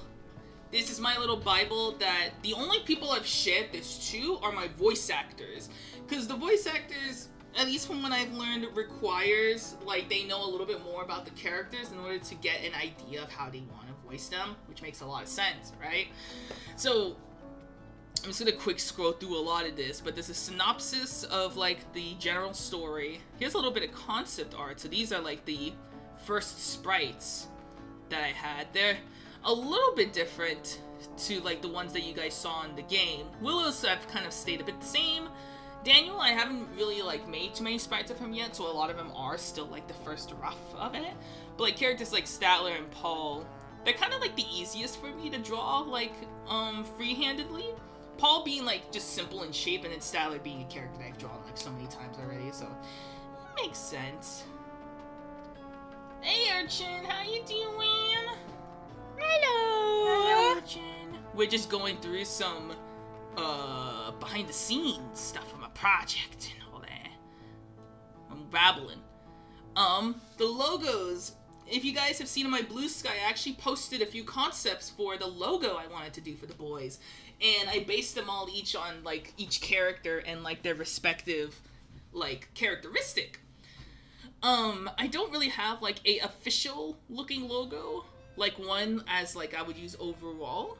I kind of like the idea of switching in between, like, style to style to help represent each character and whatnot, but that one's still a work in progress. Having a degree in graphic design, being able to work with logos like this is something that I'm very used to. It's actually kind of fun when you can actually incorporate illustration into it, you know. Here's a few more backgrounds and stuff. This is the concept for the house, which I believe I presented on the live stream before. A bit of inspiration, and then, like, it is definitely a little bit more refined, I think, in these sketches compared to the one I show in the game. But I do plan on, like, actually going in and refining it a lot more so you can get a better idea of, like, the decay of the household and all that. We got a few of the bedrooms in here. So, like, this one right here is Statler's room. Funny little detail. Statler has the bigger room compared to the other characters. Because of the way that the house was built, they only built one master bedroom. And I'm still thinking of an explanation as to why Statler ends up getting that one in particular, but it ends up being Statler's room and everyone else gets, like, the small twin rooms. Willow, not really a spoiler, because, like, it's not something, like, too big of a surprise. He sleeps in the attic. Because there's not enough rooms in the house. And it's like, Willow prefers to be, not isolated, but he prefers his solitude. He chose to sleep in the attic. So there's, like, a little bed in, like, the attic that he set up, and God knows what kind of shit Willow does in the attic. This is the original, kitchen scene. I did actually ended up rendering this entire thing, and just like Ryan said, I am prone to, like, looking at something 2 weeks later and not, like, being satisfied with the piece. I ended up rendering the entire kitchen and then scrapped it because I didn't like the coloring. I didn't like the way I colored it, and, like, I don't know, it felt very, like, dull, like, it felt stale, like, I've mentioned that I actually used The Sims to help, like, design a lot of the rooms and, like, traced a lot of the interior. Oh my god. And I feel like I traced too much of the interior, so I ended up scrapping this sketch, well, not sketch, but I scrapped, like, the entire render, and I'm planning on redoing it with the sketch that I have in the game. So, yep, that's how I do it, folks, just redoing shit that I already completed. Like, even these sprites, I don't end up using these sprites for Willow, and that's because these original sprites were used for a demo reel that I created for Willow Donmer when I first hired Trev to do lines for him. So these sprites already had existed, and I thought I could reuse them for the visual novel, but the only problem with that was the positioning of the character. Because, like, I'm not planning on flipping the character, like, the sprite, like, left and right, I need to make sure that the character is positioned facing forward to an extent. And I felt like with these sprites, he was facing a little bit too much in one direction. And also I wanted to make sure that the art style was consistent with the other sprites, so I ended up resketching the sprites for Willow, and those will be finalized all at the same time, so they all keep a consistent art style. So even with something so like as finished as these, I end up scrapping it. It happens a lot in like the production of any kind of project. You will have like a finished concept, and because it just doesn't work, or like they want to go a different direction, they end up scrapping finished concepts and whatnot. So it's all part of the process, you know. Doing good, just finishing a session on Final Fantasy. I'm helping one of my mates do the MSQ and got through one of the heartbreaking moments. Aww. Well, I can't wait for Ryan to play Final Fantasy once we finish Kingdom Hearts. That'll be fun. Hell yeah. We're almost done with it. I'll be right back. Okay. I'm gonna keep babbling, chat, so don't worry, Ryan will be back later. This is some character art. Like I mentioned, I draw my OCs a lot. So this is like the rough, like kind of like the rough concept that I like originally had. Their looks definitely changed since then. You'll notice that Statler is wearing a mask, which this is the prequel sort of like Statler before he is presented without his mask in the series. And it's not just like a style choice, right? Because obviously I have the mask off more often, so then you can see his expressions better. But there's actually a in-story reason as to why you don't see him with this particular mask, which will be viewable when I eventually do the prequel episodes, because there will be more than one. With like what I plan on like telling for that one, there is definitely gonna be more than one episode for the prequel that I will probably be doing in a comic format instead of the visual novel format. So we got a couple of these cute stuff. I wanted to practice with guns, so they're like at a literal fucking shooting range, just shooting guns like a boss. But I like drawing them in pajamas a lot. I think it's cute to just draw them in pajamas. Here's a couple of funny little memes that I did. Again, a lot of these were posted on Twitter before I deactivated the account, and I had forgotten to post a lot of it on my Blusky, so I might end up reposting them on Blusky. I have to check and see which ones I have not posted yet. I really like this one. This one was for Pocky Day, and this is the closest to like a comic that I kinda did with them. My friend Ryan suggested that I do more like comics like these to help give a little bit of like backstory to the characters without having to make full-blown like comic pages, which I think is a pretty good idea. I see a lot of people do it, and those become really popular, especially when you add like little humorous punchlines to it. It's just comic making is so tedious, you know. It's just the prides. Their representation, like their orientation and their sex don't play a big role in the series either.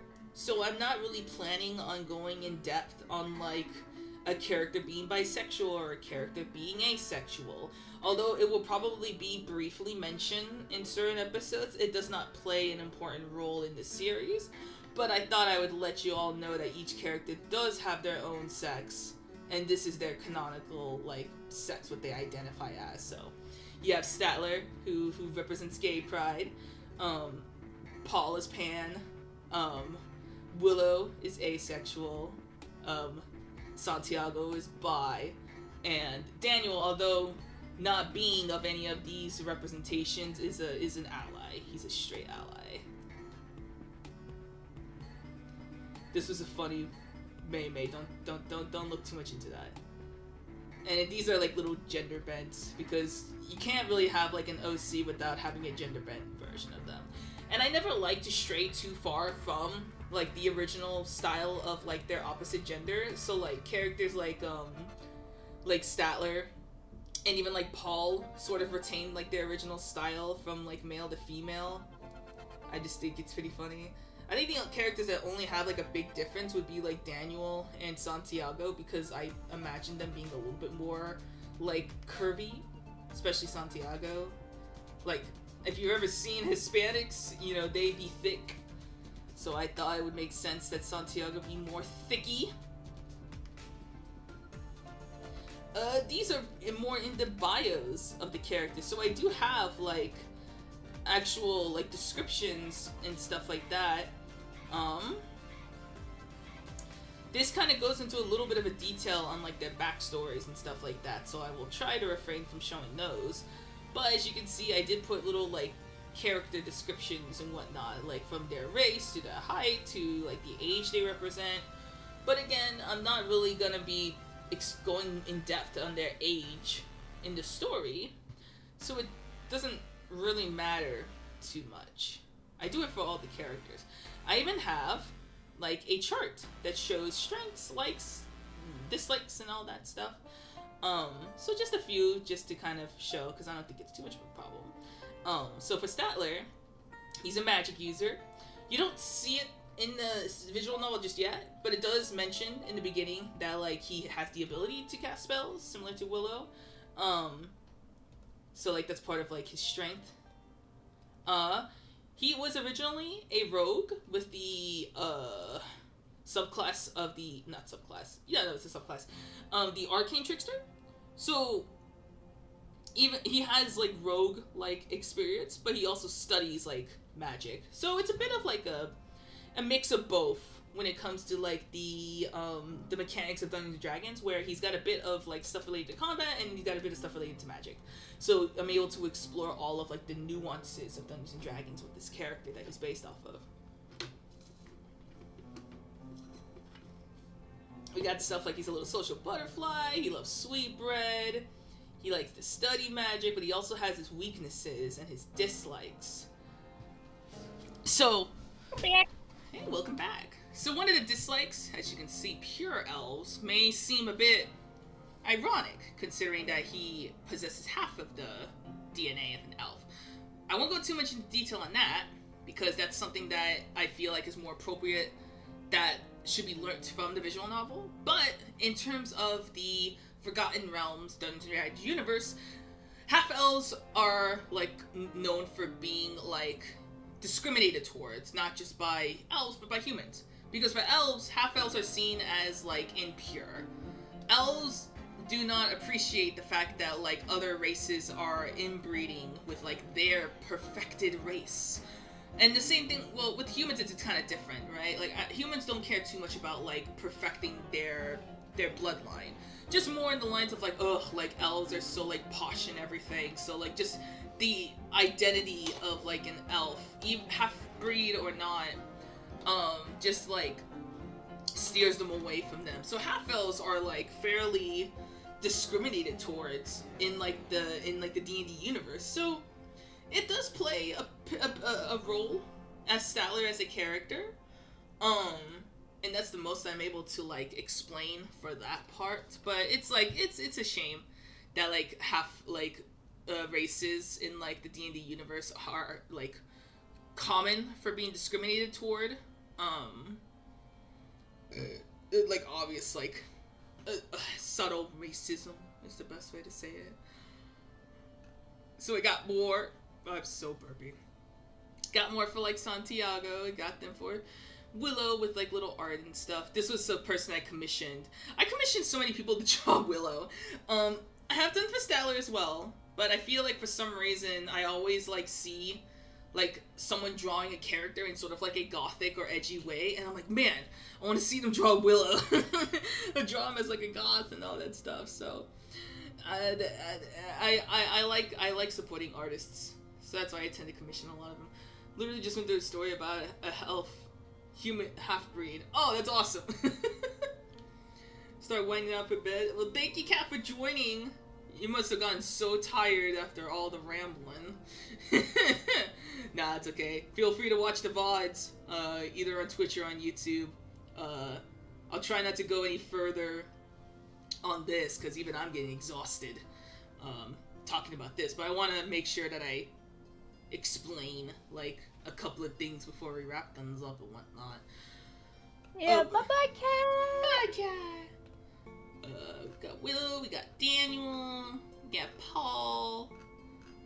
And then down here, I'm not gonna go into much detail on it, but these are like these are more my notes for like how to properly hire voice actors.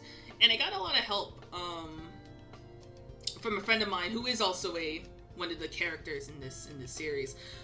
They recommended me the website that has all of the I didn't want to use the term prices, but that's the best way to describe it. It has like a guide on like how to properly the rates. It's the rates. It has rates for voice actors. It's a great website. It's called Voice Acting Club. So if you're someone trying to hire a voice actor and you don't know how much you should be charging a voice actor, use this as a reference, but also feel free to tell a voice actor what your budget is and just make sure that they're getting, you know, properly paid, you know. What's so funny? Sorry, someone said I completely bloody forgot you're on Twitch. Yeah, I started streaming on Twitch, because I noticed a lot of people seem to be more active on Twitch rather than YouTube, so, but I didn't want to do just Twitch, so I thought I might as well have stream elements to help stream on both ends. So more viewership. I think it works just fine. Takes up a lot more bandwidth though, but I don't think I've been having any lag issues just yet, so I think I'm fine. Let's see, where's my Voice Acting Club. Make sure to check that out for your voice acting needs. I established like a budget and what I needed for all of my lines and stuff. Here is a little example of how I made the script, quote unquote script, because I don't know exactly how one should format the script to give to their voice actors, but this seemed to work just fine. I gave this to Drew and he seemed to know exactly like what I needed.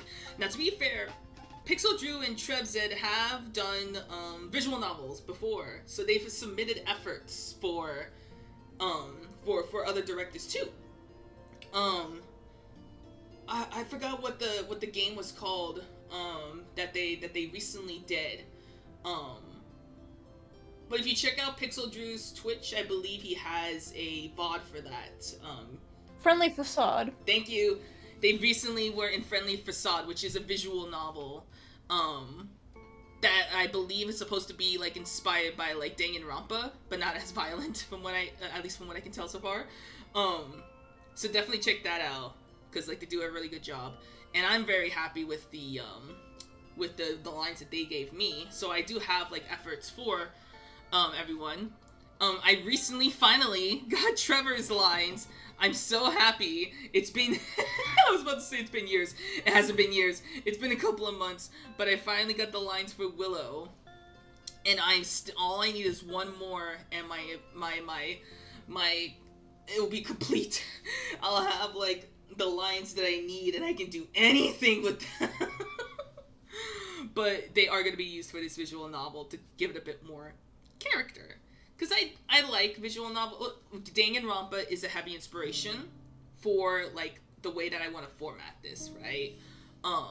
Where it's like you have like the visuals of the characters, and then you have like some of the dialogue back and forth and stuff like that. I'm gonna chug some more water later.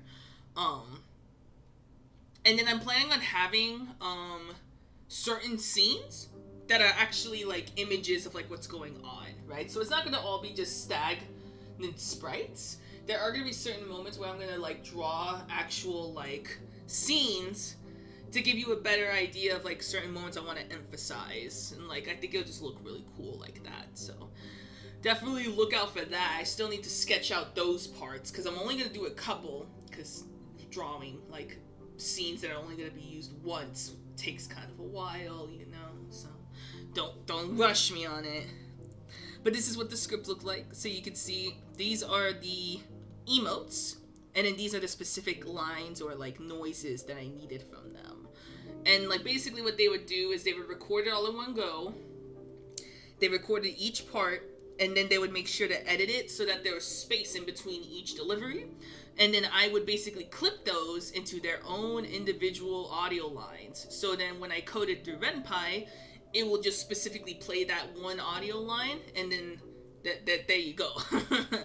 That's how it works. So right now I have a folder. Let's see, I can actually show you. I have a folder.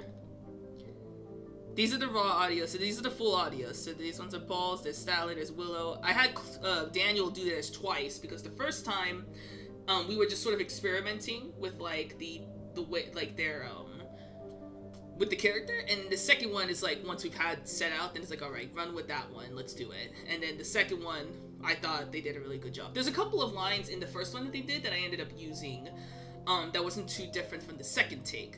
So there are some lines from the first one and the second one. These are the actual like cut down efforts. So I only have done Daniel and Statler so far. I still need to cut down for Paul and Willow, and I still need to get the lines recorded for Santiago. So these are what they look like. So I actually have multiple different files for certain emotes. Have the unique ones, and then like some have more than others because sometimes the voice actor will do more than one take for a certain emotion. So like for Daniel, I have like multiple different neutral emotes, even though on the script it only calls for 4 of them. But like sometimes more voice actors will be more generous and will give you like extra lines to work with, so I always appreciate those. And I always make sure to like tip every so often whenever I can afford it, especially with like newer voice actors, because like I want to let them know that they're appreciated. Not that I cheap out on like my more regularly paid voice actors like Drew and Trevor are the ones I've paid more often for voice work, but I still try to make sure that I'm consistently giving them a fair pay. But they're very generous though, like they don't charge me a lot when it comes to like asking for lines, because over time it's like when you're constantly commissioning like the same person for work, you know, you don't tend to ask for too much. It's the same thing with me. When I get a person who commissions me regularly, I'll give them like a little deal here and there, because it's like, you know what, you've been a loyal customer to me, you know, I'll give you this little discount for this time and all that.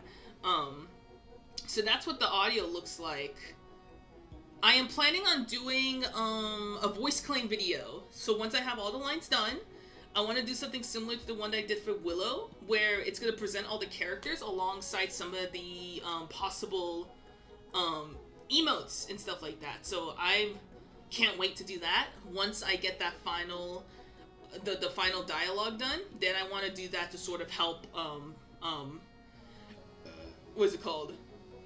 Not I mean, the best way to say it is like advertise for the visual novel, where it's like, hey, this is what you're going to expect to see and hear in the series, and like also just to give people an idea of like, oh, if, like these are what my characters would sound like and stuff like that. So I think it's cool. I think it's really cute that I have these lines, and I can always use these for like other projects too. Like I mentioned, if I do like the little short comics and stuff like that, then I can add like these little like audio parts like here and there just to give it a little bit more life to it. Yeah. Here's a couple assets. So these are also some more drawings that I sort of scrapped. They were going to originally be used as like promotional like images and whatnot. I did use them for the what were those things? What was the thing that I did? On my Blusky. Hold on, I'm not gonna do it right here because I might end up opening porn by accident. Oh. I made a... Listen, like, Ryan, you've been on the discovery page on Blusky. You know what I mean. Mm-hmm. Let me find my... Let me see if I posted it. But I have... I have a thing that shows like a bio card of each of my characters, and I use those images alongside it. Did I post it on Blusky?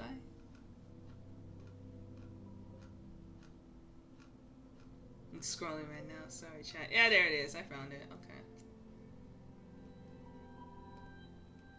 Let me scroll this on here.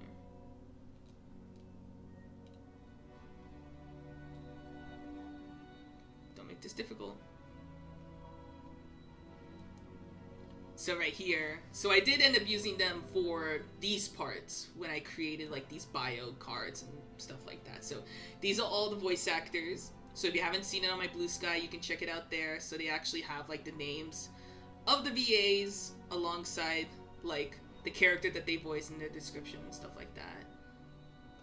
Definitely check this person out. I believe they have a Twitter. I need to see if they have any other socials, but they did such an impeccable job with Daniel. I really like their work.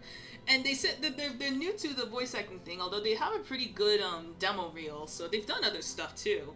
But like, I guess this is one of the few times where they've actually done like I wouldn't call it professional, but like doing like commission work like mine. So I really appreciated their willingness to do multiple takes for me, because I had to have them do quite a couple of takes.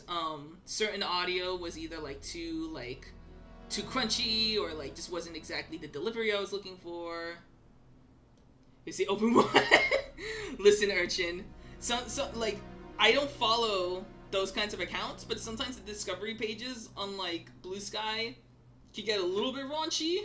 So I would just say be cautious on like what you scroll. Like, sounds like you need to commission me more. Only if you wanna. Only if you wanna. I do always appreciate when people regularly commission me, because that just shows how much they appreciate my art. I'm so glad people enjoy like my art style and stuff. I do like the cutesy art style, so I feel like it's very limited to certain people who like the cutesy art style. I think I already shut off the background. These are more close-ups. These are like the close-ups of the background. So here's the house. Here's the other like very rough concepts on the left is like the rooms. This is like the outside of the house. Still not sure if I want to do it in that angle, because I want to have like an angle that actually shows a lot. So I'm not sure if this angle is like the most pleasant. This is the original kitchen concept where you can actually see the staircase that leads into the second room, which is right here. I did like this kitchen concept, I just didn't know how exactly to work it in, like, illustration-wise. So I ended up scrapping that one with the other version that I have in the game. And then these are the two bedrooms. So the one at the bottom, I believe is supposed to be Daniel's room, if I recall. And then the one at the top is Statler's. I didn't end up making them for all the characters. What did I? Yeah, no. So, like, this one is Paul's room, I believe. He has, like, a little bunky bed where the computer is at the bottom. And then that's his little desk right there, right? And then this is Santiago's. His is a little bit more simple and all that. He kind of has a mess on the floor.